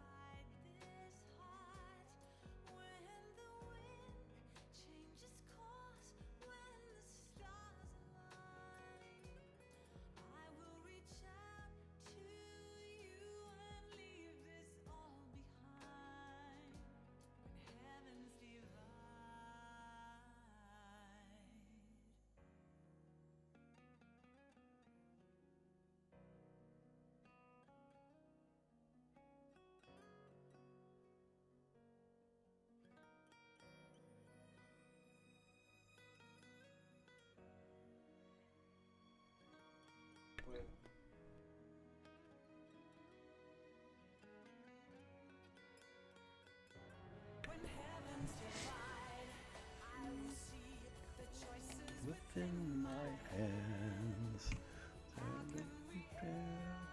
Protect my life with this tiny soul.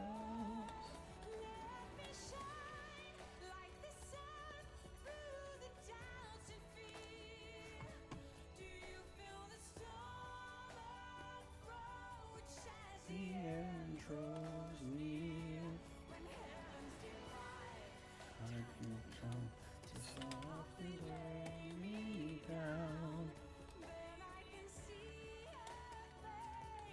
That I want to see.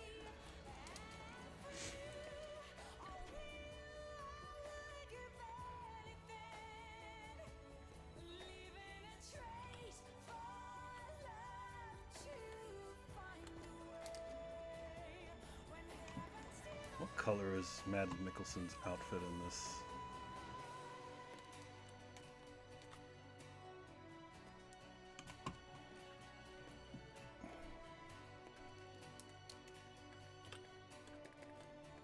Okay, I'm gonna try doing the leaves.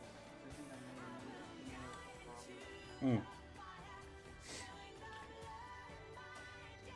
Maybe your cheesesteak have something better? Huh?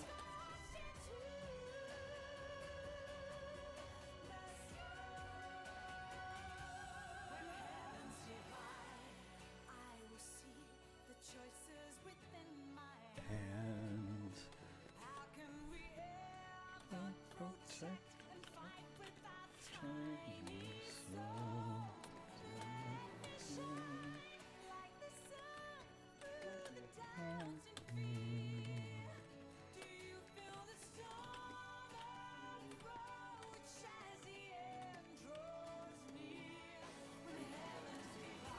Work, you bastard. Yay! Rehemming leaves. Yay. I guess I just wasn't logged in after I changed my password.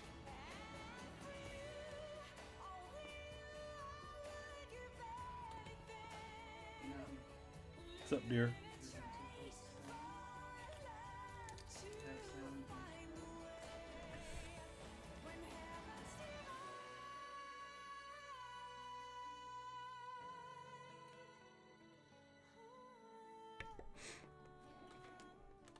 Yeah, man.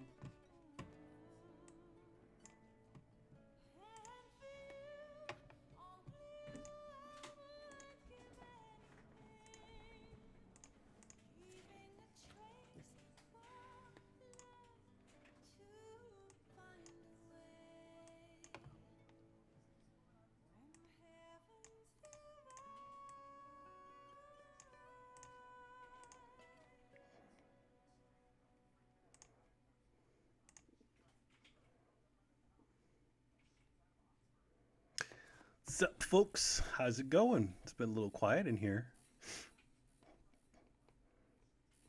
I figured I'd poke you a little bit and see how everybody's doing in here. So, dun, dun, dun, dun.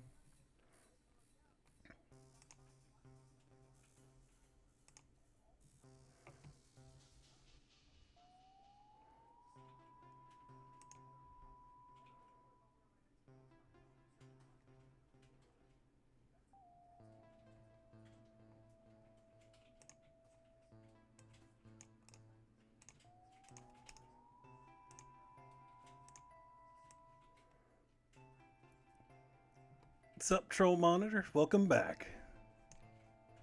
Yep, still going here.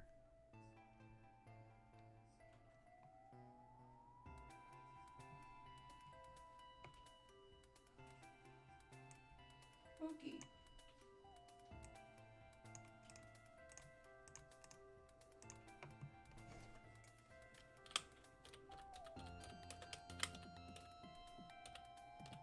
Spooky. What's up, dear? I don't wanna bother you. I'm still streaming.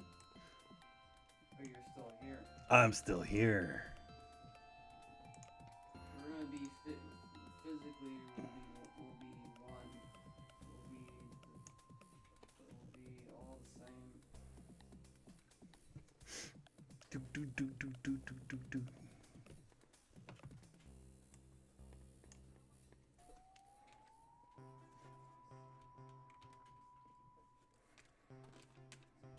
getting close on this one. So I'm going to start color.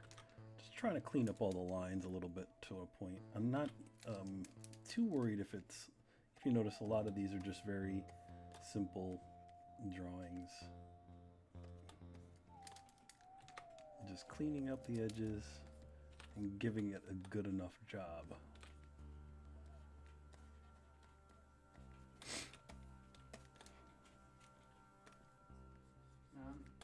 What's up, dear? Let's fight. You want to battle? Let's fight. That's not a good thing. It's good. Wrestle. Fight you. That's not a good thing. Okay. They'll probably put me in jail. No. They might put me in jail. They'll put me in jail because I fighted a lady. I'll be like, no, don't put him in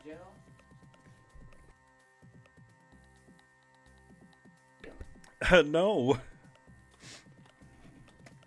And instead, they'll put me in jail. I'll be like, oh, fuck. I don't be here. You're being very silly. Yeah, I don't know. I need something. I'm bored as hell. I need to do something. Gotta talk about something.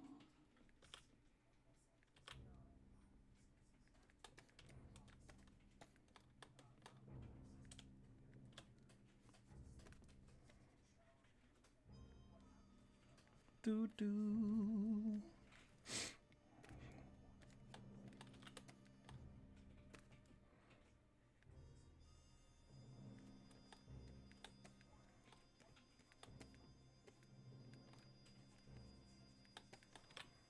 Doo doo.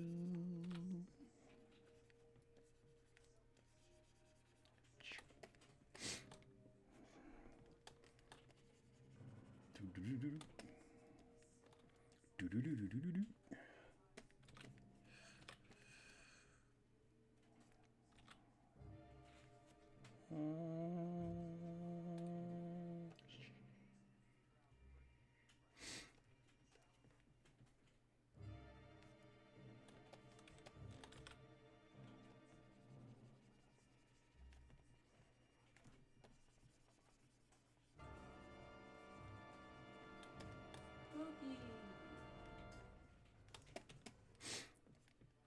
Josh, do you know who Mads Mikkelsen is? I have heard his name. In fact, I think you just mentioned him. Yes, I did. Do you know who he is, though? Here, like. I don't know nothing anymore. I'm stupid. Well, I don't know nothing. Well, Mads Mikkelsen. You know there was a Hannibal show, right? I've heard of it, but again, I'm stupid. I don't know these things. He was in the best known role I can think of that he was in that you'd know was, if you ever seen you remember we saw a Casino Royale? You remember the guy who was I've never seen that. Oh, come on, you've seen that one. We've seen Casino Royale before. No, we saw Quantum Solace. Really? Yeah. Oh. Well, that's the one in that movie. That's the one where James Bond gets his balls like smashed by some guy with a ball and chain. Anyway, that's the guy Mads Mikkelsen who's doing that. Well, I didn't get anything out of that. Yeah, that's not gonna help you. It's not gonna. There is no help for me. There is none. So, but what about him? Maybe I can figure something else out. No, I was just asking if you know who it was. The name is familiar, but I think that's just because you mentioned them, and it's maybe someone else mentioned them. Yeah. Oh, I see. He's got all kinds of goop on him. I guess I better draw some goop.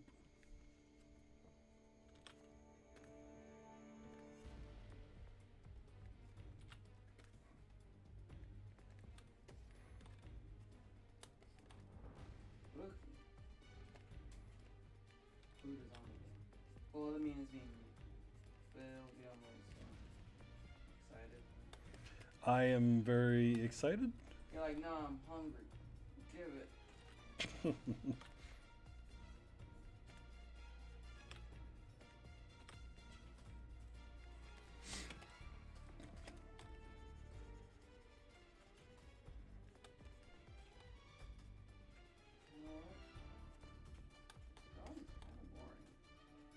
Drawing's kind of boring. Well, Sorry. Um, the one part of drawing, it's for me, it's not getting the motivation to draw. It's the process, the process that I need to go through to draw, which means like I got to do my construction lines. I got to do, my research. I wish I could just. I wish I didn't need to do a lot of preparing sometimes to do the actual work. that takes the fun out of it. Yeah. It's almost like an assignment. Yeah. That's my only issue with drawing, where it's just like I want to be able to just print it from my brain. And I know there's artists that are like that, that have that sort of mind, where they can instantly just, oh yeah, I know what that is, and then just it's out there. But for me, it's just like everything is what I call a production. You know what I mean? Mm. It's always a little bit of production. Even this little simple drawing is a production because there's a bunch of research and junk that I had to do on it. Yeah. But that's just the process. Yeah, sometimes it depends on how involved you want to be with drawing, I guess.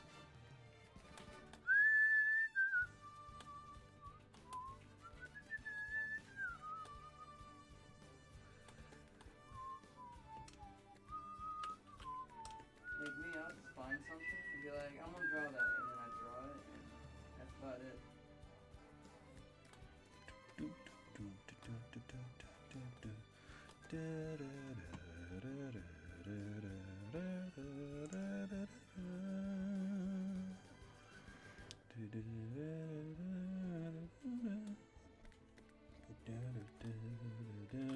I like to draw songs,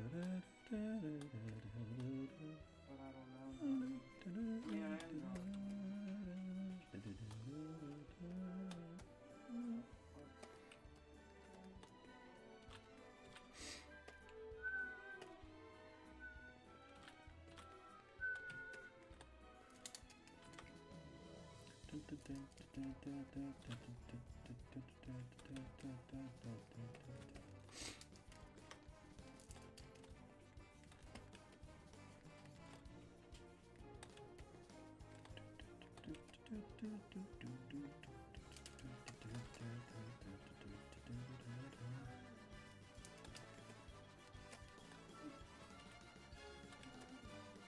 What's up, dear?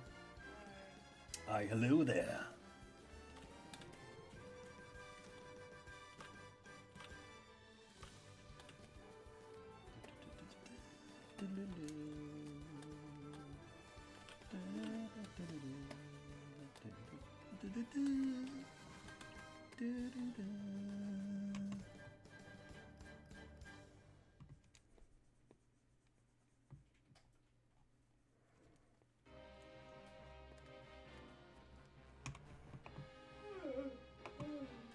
Okay. We're gonna switch this song because last time we got caught for it.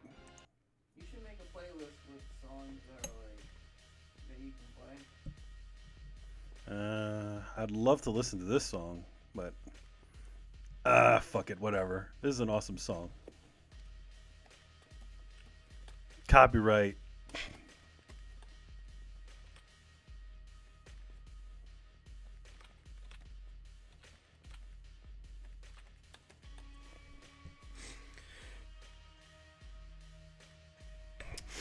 One thing they don't talk about in the Max Payne soundtrack, the fall of Max Payne, is how awesome the friggin' soundtrack is. Like, the band Tears did, I think that's the name of the band, Tears? Yeah, oh no, not Tears. Health did a really amazing job on it. We are where we are. Feed us what we want you Just now, where do we go? Oh, now, I know what you are. Just now, do we go? Hear that sound. Go, be this one. Never let go. Where we belong.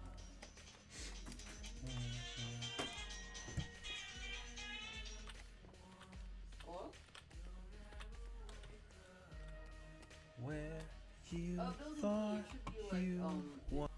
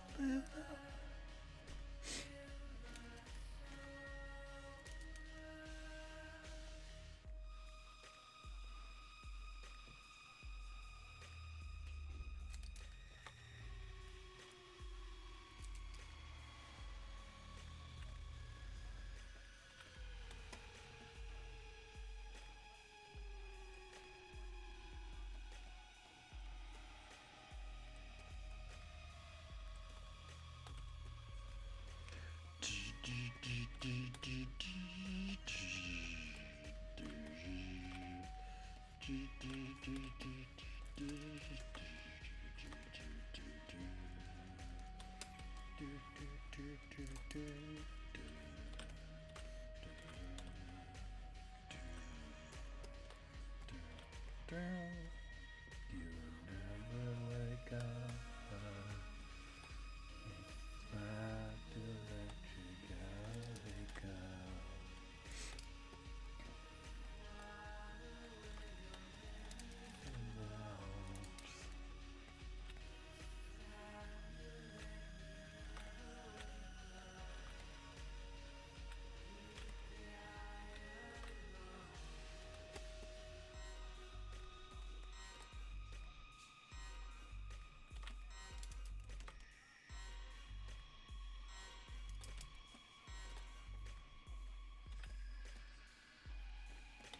I bring food and mail. Mail.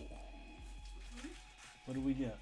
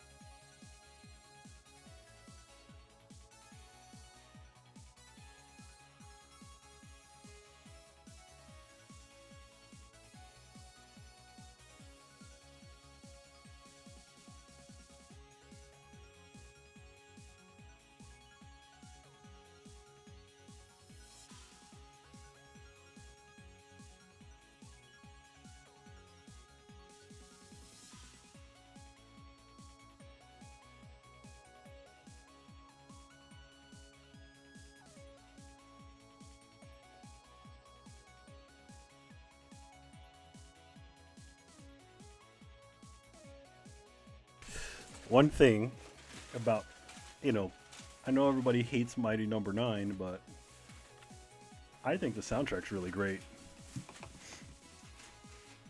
too bad that it's connected to something with so much just un. I think they gave us the wrong.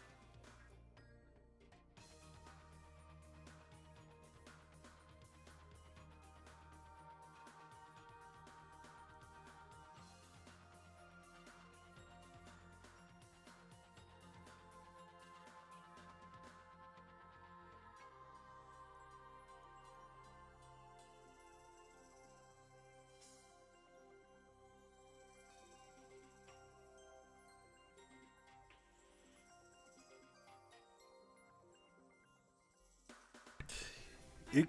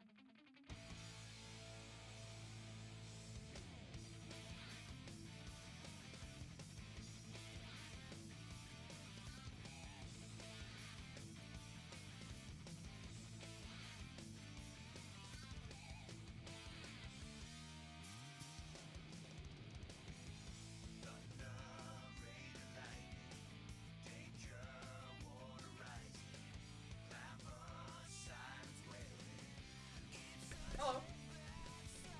Hello.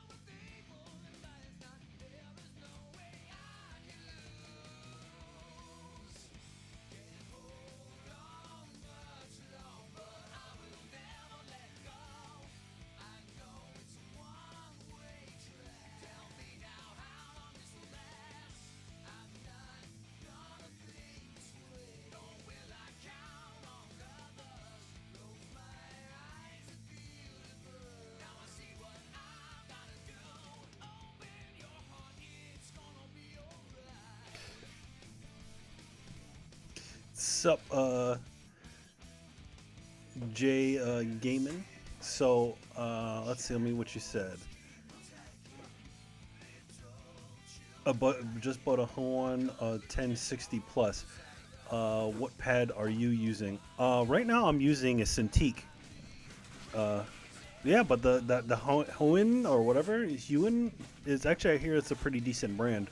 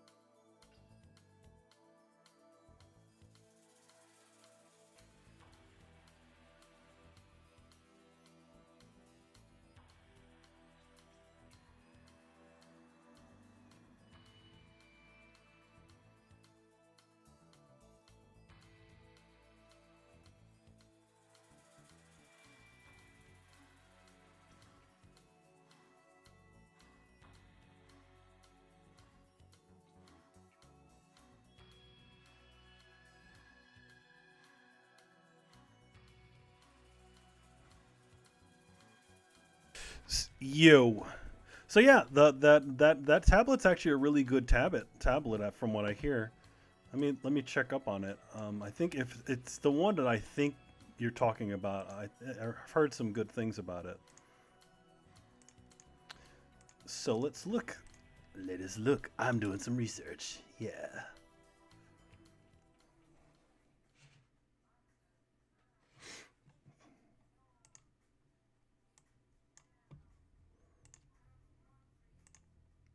Yep, that's the one I thought it was. Yeah, I hear that one's really good. It's the price is definitely really good on those tablet that specific brand.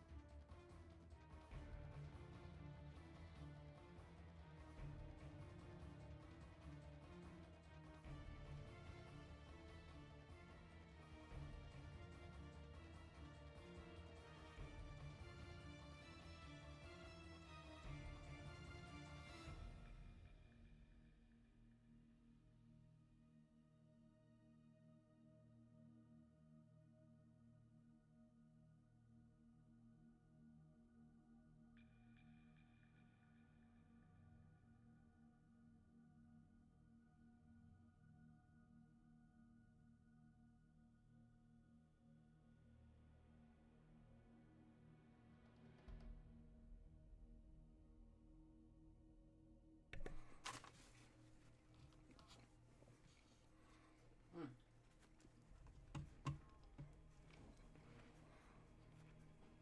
Alright.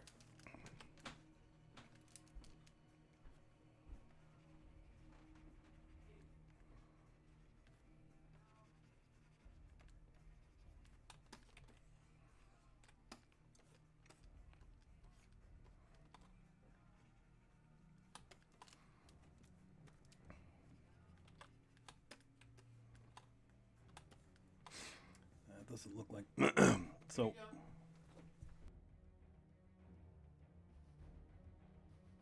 I totally fucking like realized something. what's up? Oh, you need that for?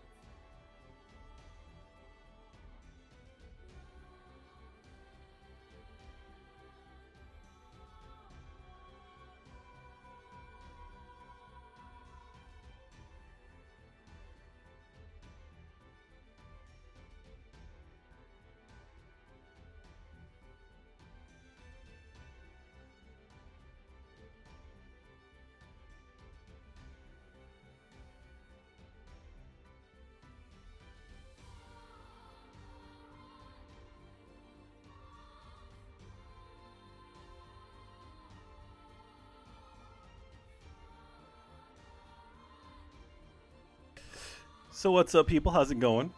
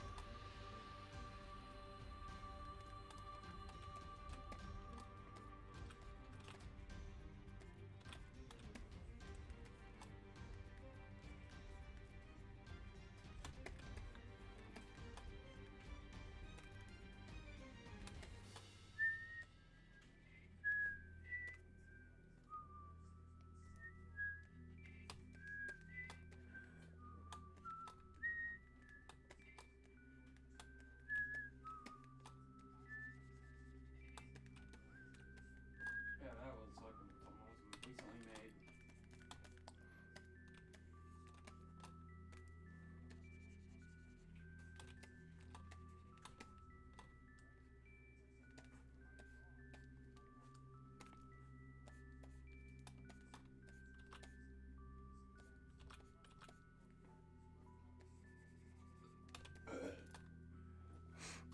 You.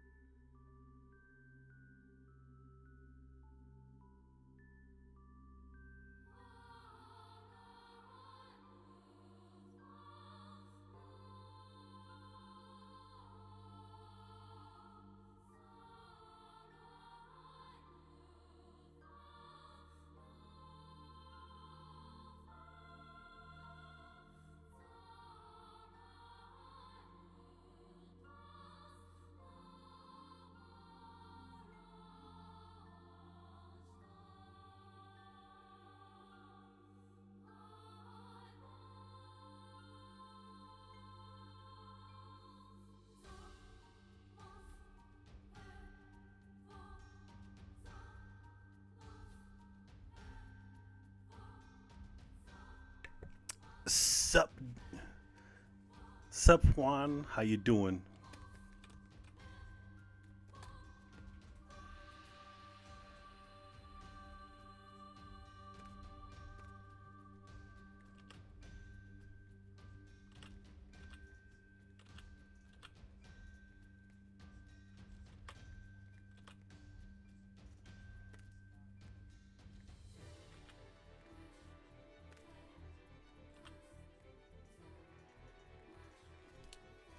Time is it now? It's 9. All right, we're gonna try to get this done right before the guys get ready to do the next stream, which will be Burnout Paradise at 11 ish. It's gonna have the usual Throwdown crew, Brian and the rest of the guy. Brian, Tony, probably Brett, Carlos Romero. So stay tuned for that. It's coming up real soon. But I'm doing some art. So enjoy while you're here.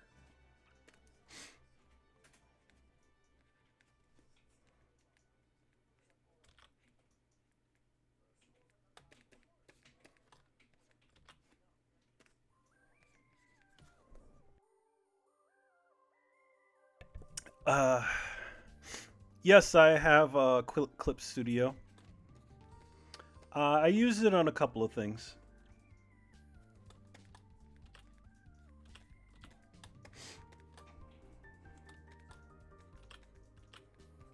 I just don't. Usually, what I do is like before I actually fully take on a new program, I try to create a project in it, so that I can get familiar with it.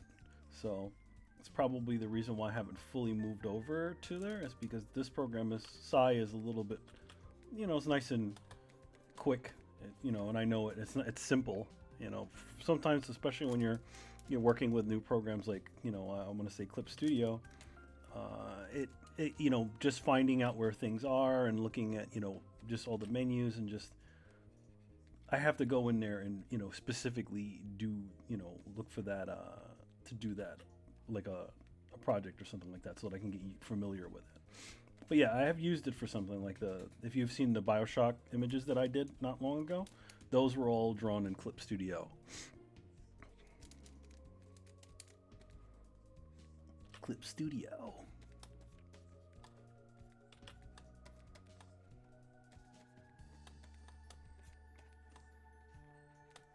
Oh, he's looking good. All right, so you get to see my silly fake gun that I drew here. It's for the most part right, but some of the stuff doesn't line up, but that doesn't matter.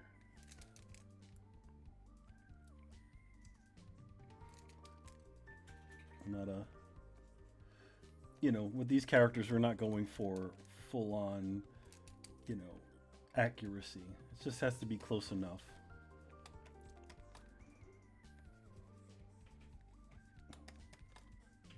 One of the things. Oh.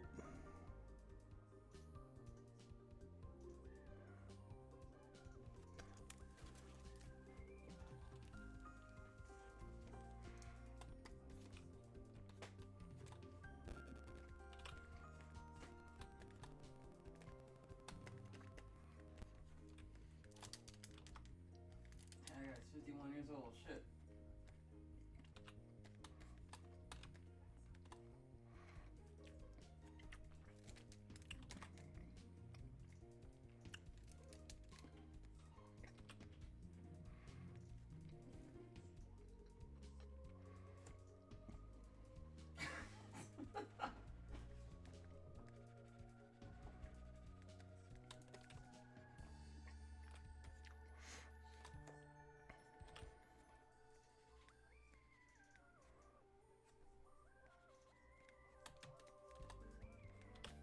See, it's close enough. Nobody's gonna crucify me. Nobody's gonna crucify me for this, for getting the gun wrong. As long as it looks close enough, it'll be fine. I don't even know what kind of gun this guy's got. All right, so there you go. Line art's pretty much done. Let's make sure we save.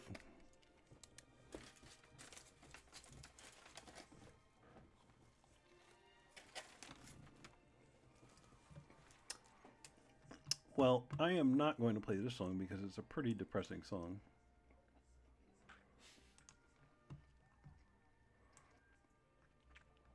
It's a beautiful song from Dragon Quest VIII, but something, something I don't want to listen to. Oh, can't listen to that.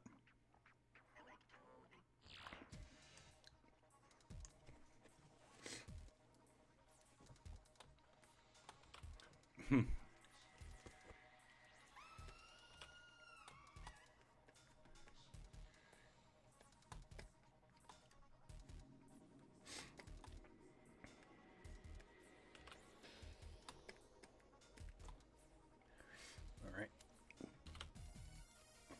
Do do do do.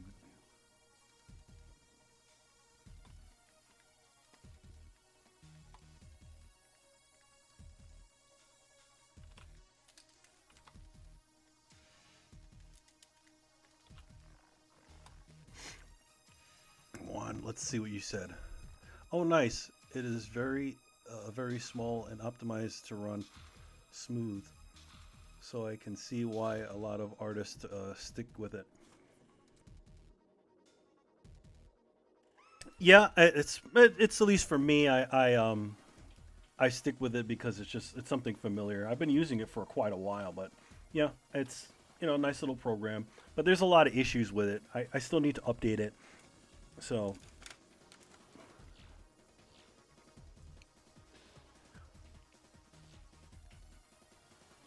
what game am I going to jump into next?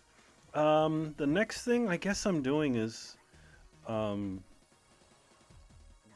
let's see, what's on my bucket list?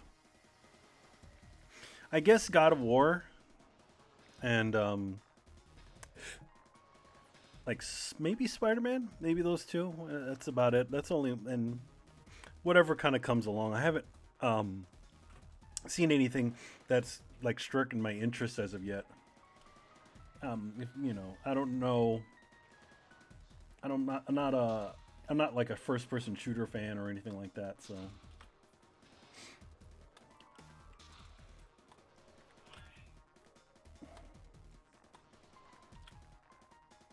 song's kind of nuts.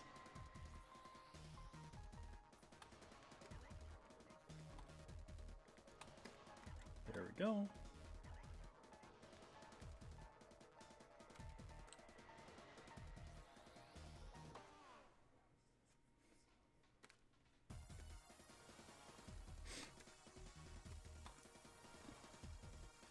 I'm gonna add some other things to this. Let's see.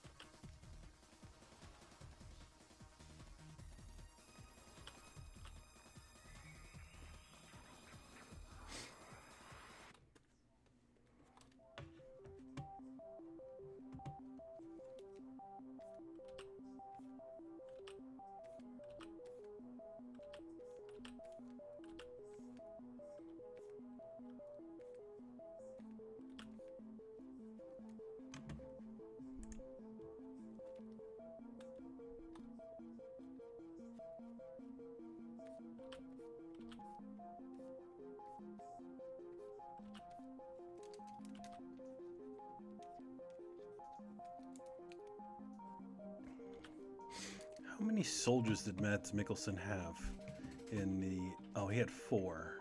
That was connected by those cables. So let's add 4 cables to him.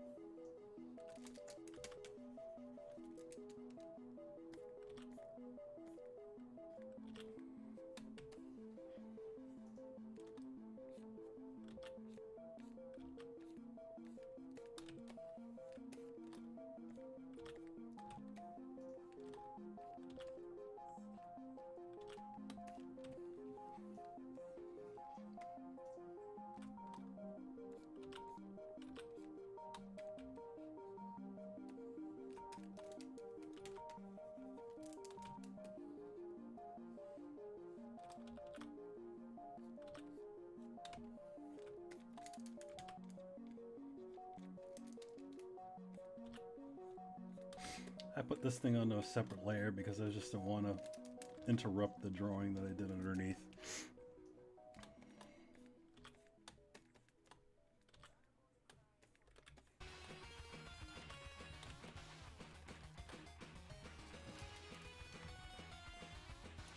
Yeah.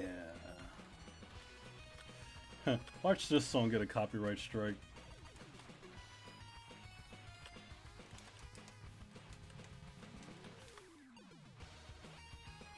I think, you know, it's such a catch-22 as to what's going to hit it or not.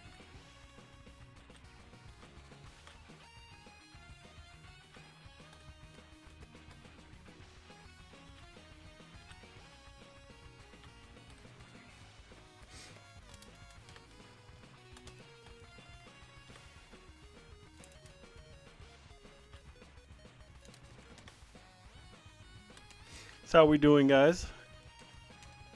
Are you enjoying the stream so far? I think we've been streaming for close to 2 hours. probably a little more.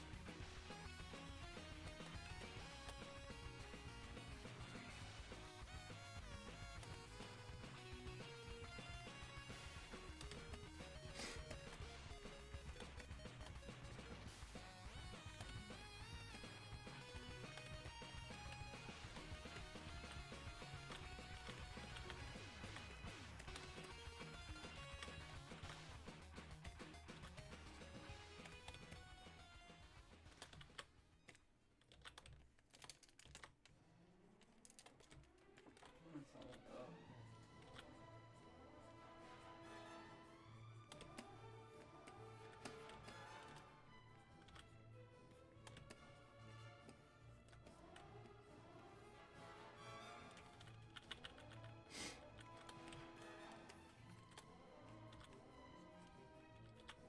See if I can add like a fun motion blur thing to it.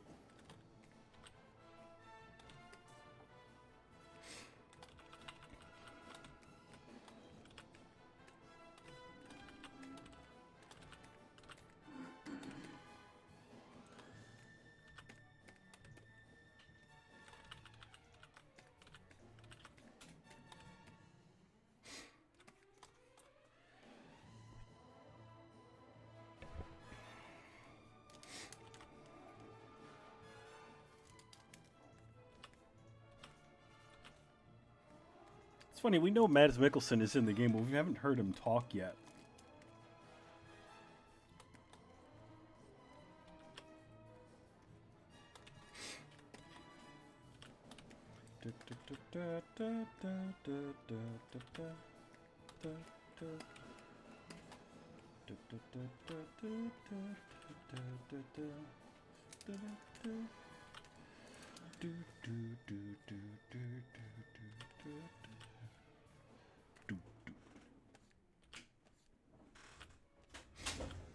One thing about Dragon Quest, the new Dragon Quest, I saw some gameplay of it, and I was a little disappointed because the music wasn't like orchestral music.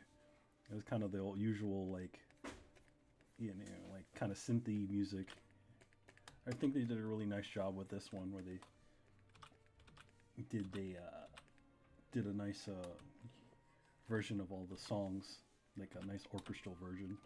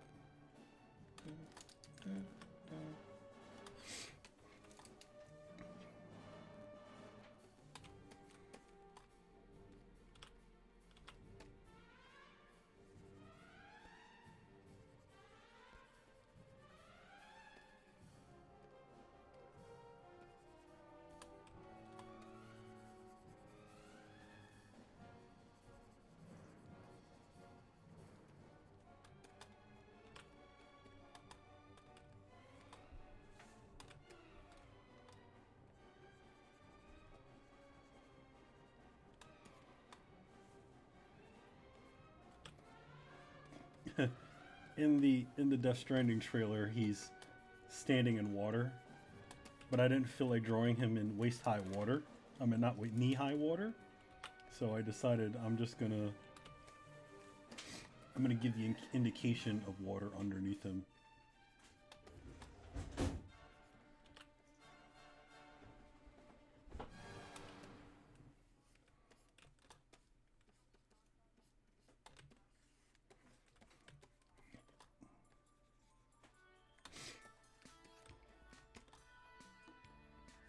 Like he's standing in some puddles or something.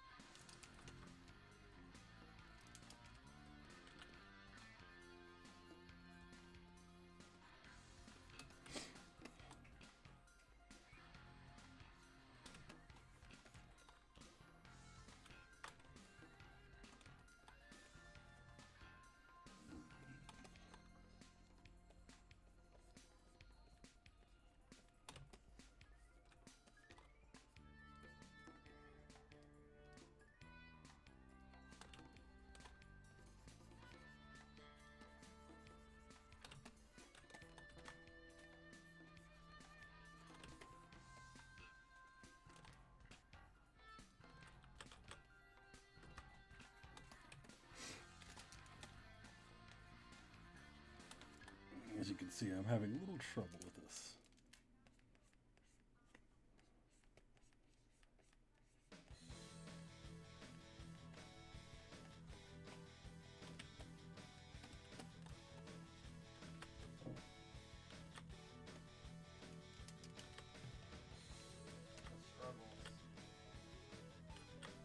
Struggle. You struggling? Hmm? You struggling? I'm always struggling. Everyone else they're all struggling to some degree. You struggling? Yeah, I'm just drawing some wet-looking ground or something. Oh wait, I know what to do. Video on a therapist's viewpoints on self.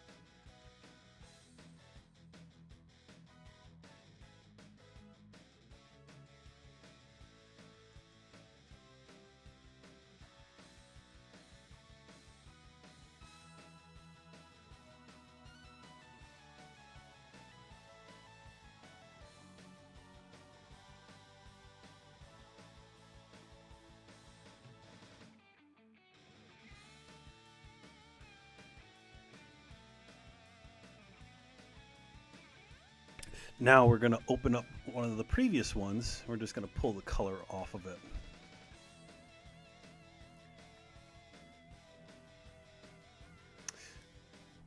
Sorry. I hate when they do that. Da, da, da, da, da.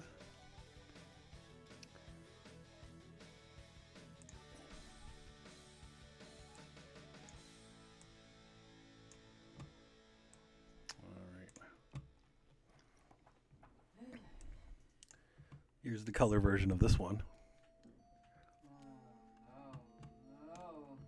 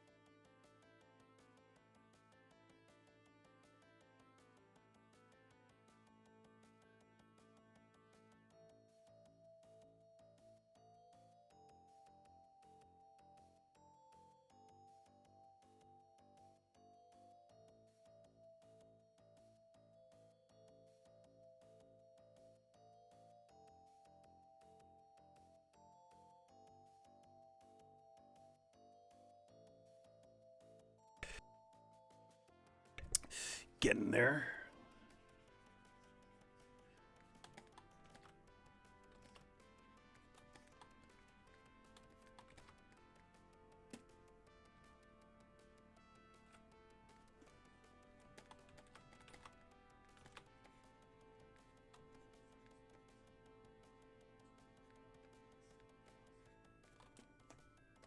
Use this as a flesh color.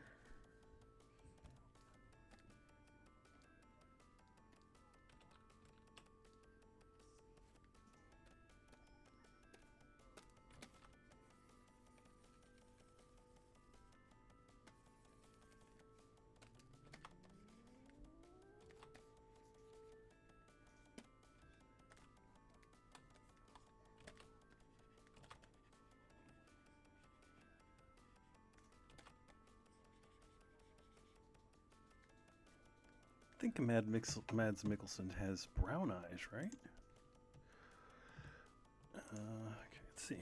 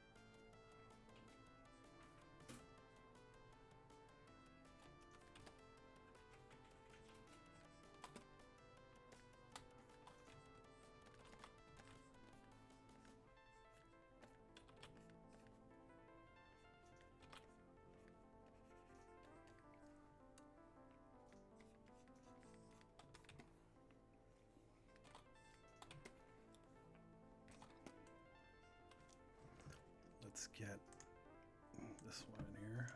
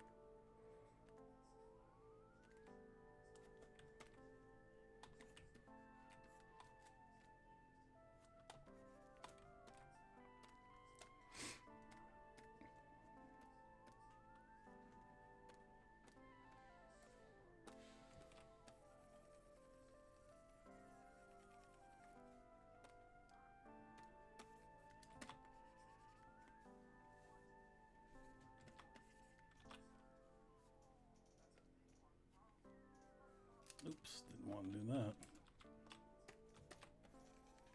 There we go.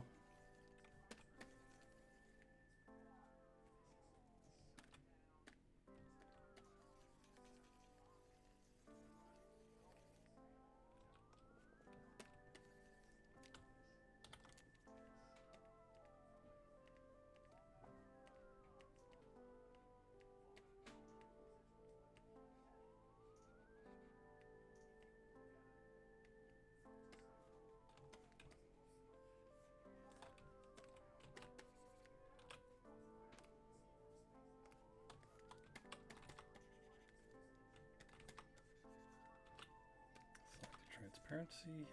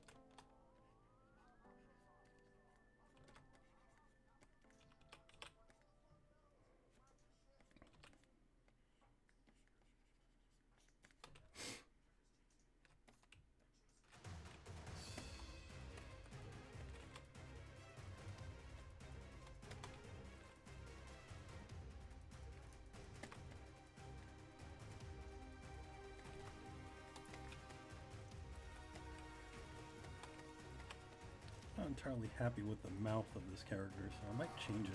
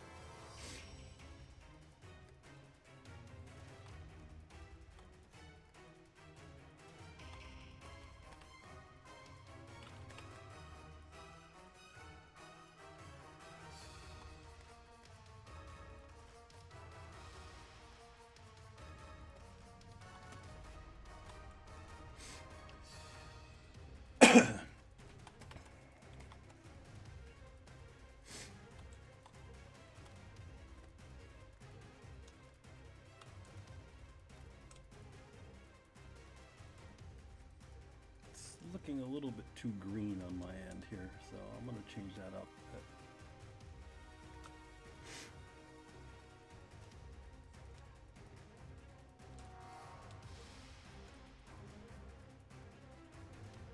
Okay, let's see what this looks like.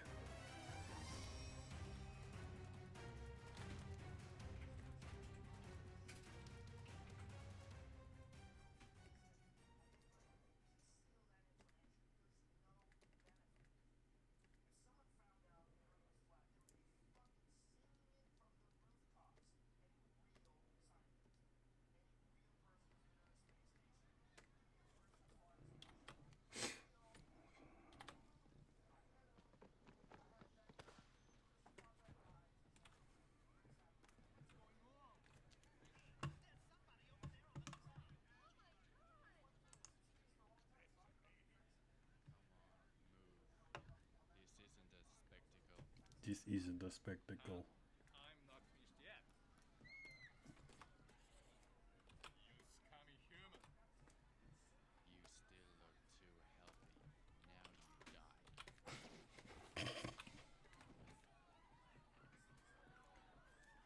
You still look too healthy.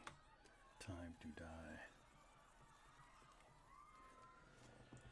You still look too healthy.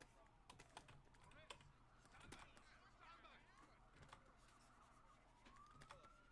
Well, yeah, you think your cell phone works.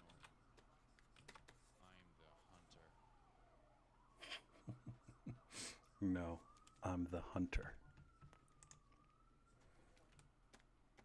That's like the biggest contradiction, though.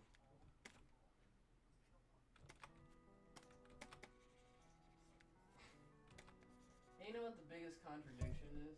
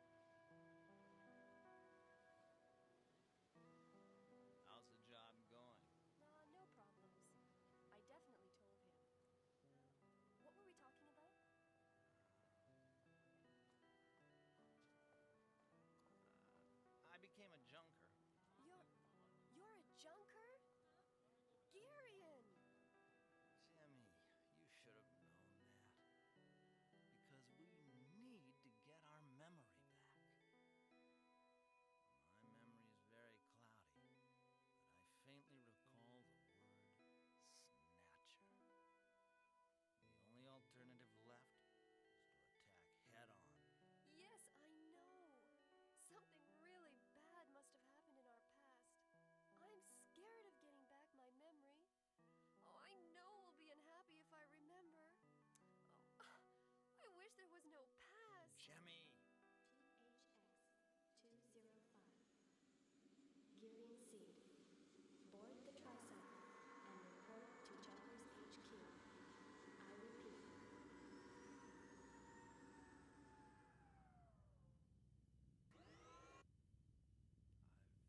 I've gotta go. Jemmy? Jemmy.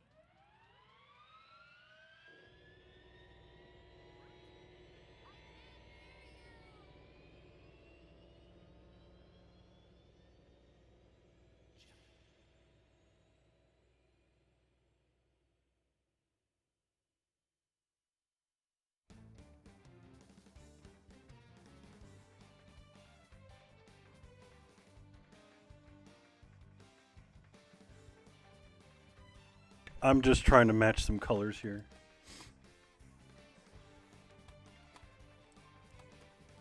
Let's see. What if I pulled that? No, it's too bright.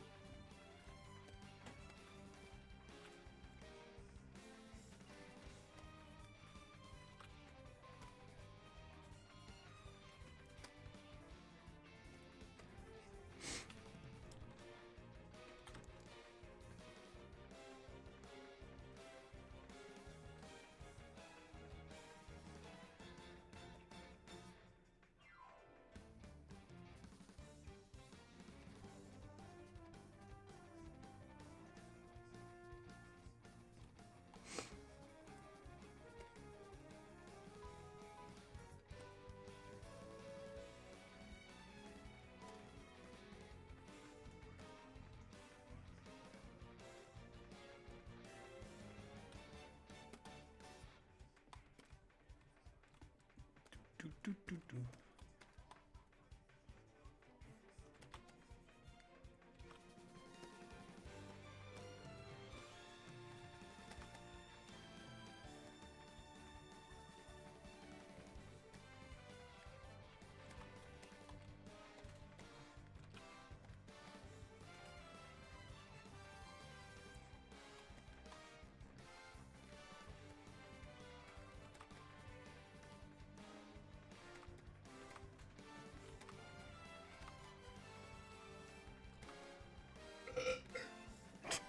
Jeez. Come on now. I'm sorry, I'm very gassy. Excuse you.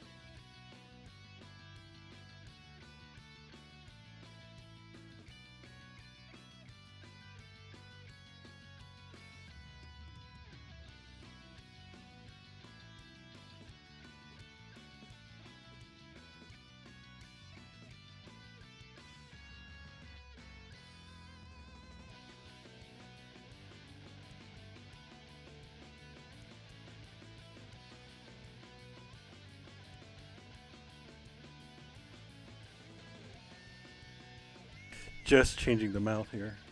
I wasn't happy with it.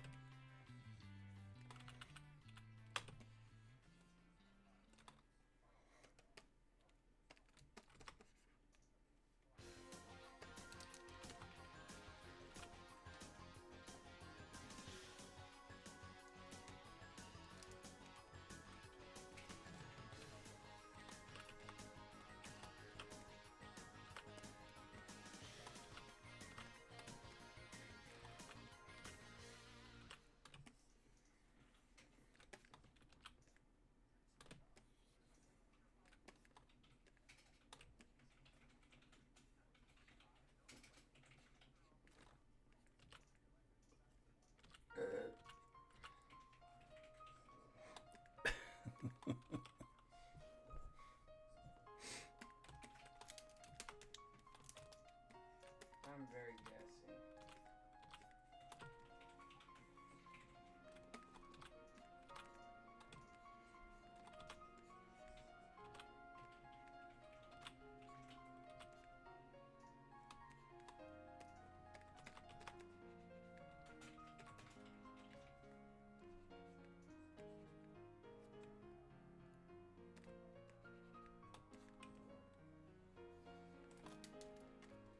Just not happy with this mouth. Keep messing with it.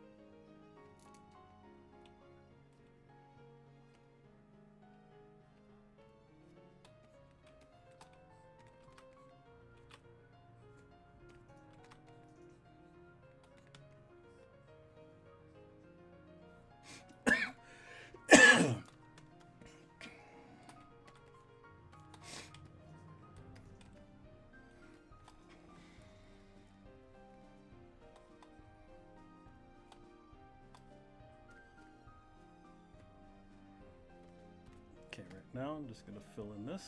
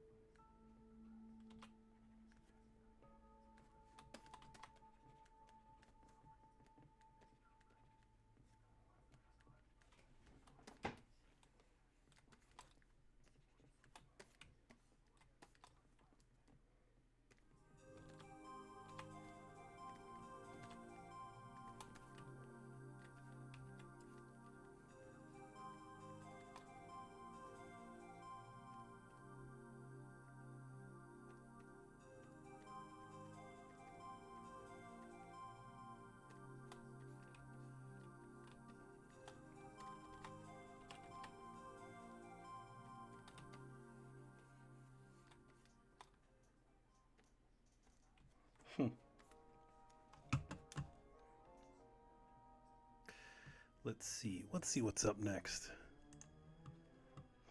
Putting me away?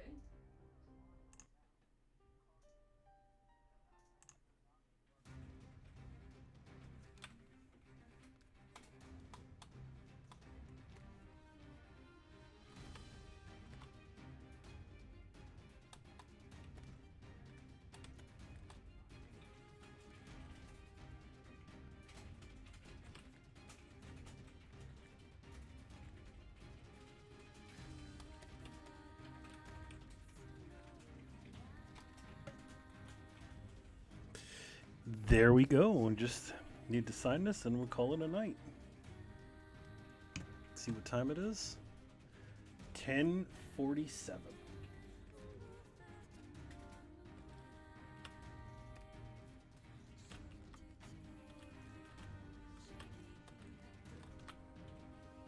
Just in time for our stream tonight.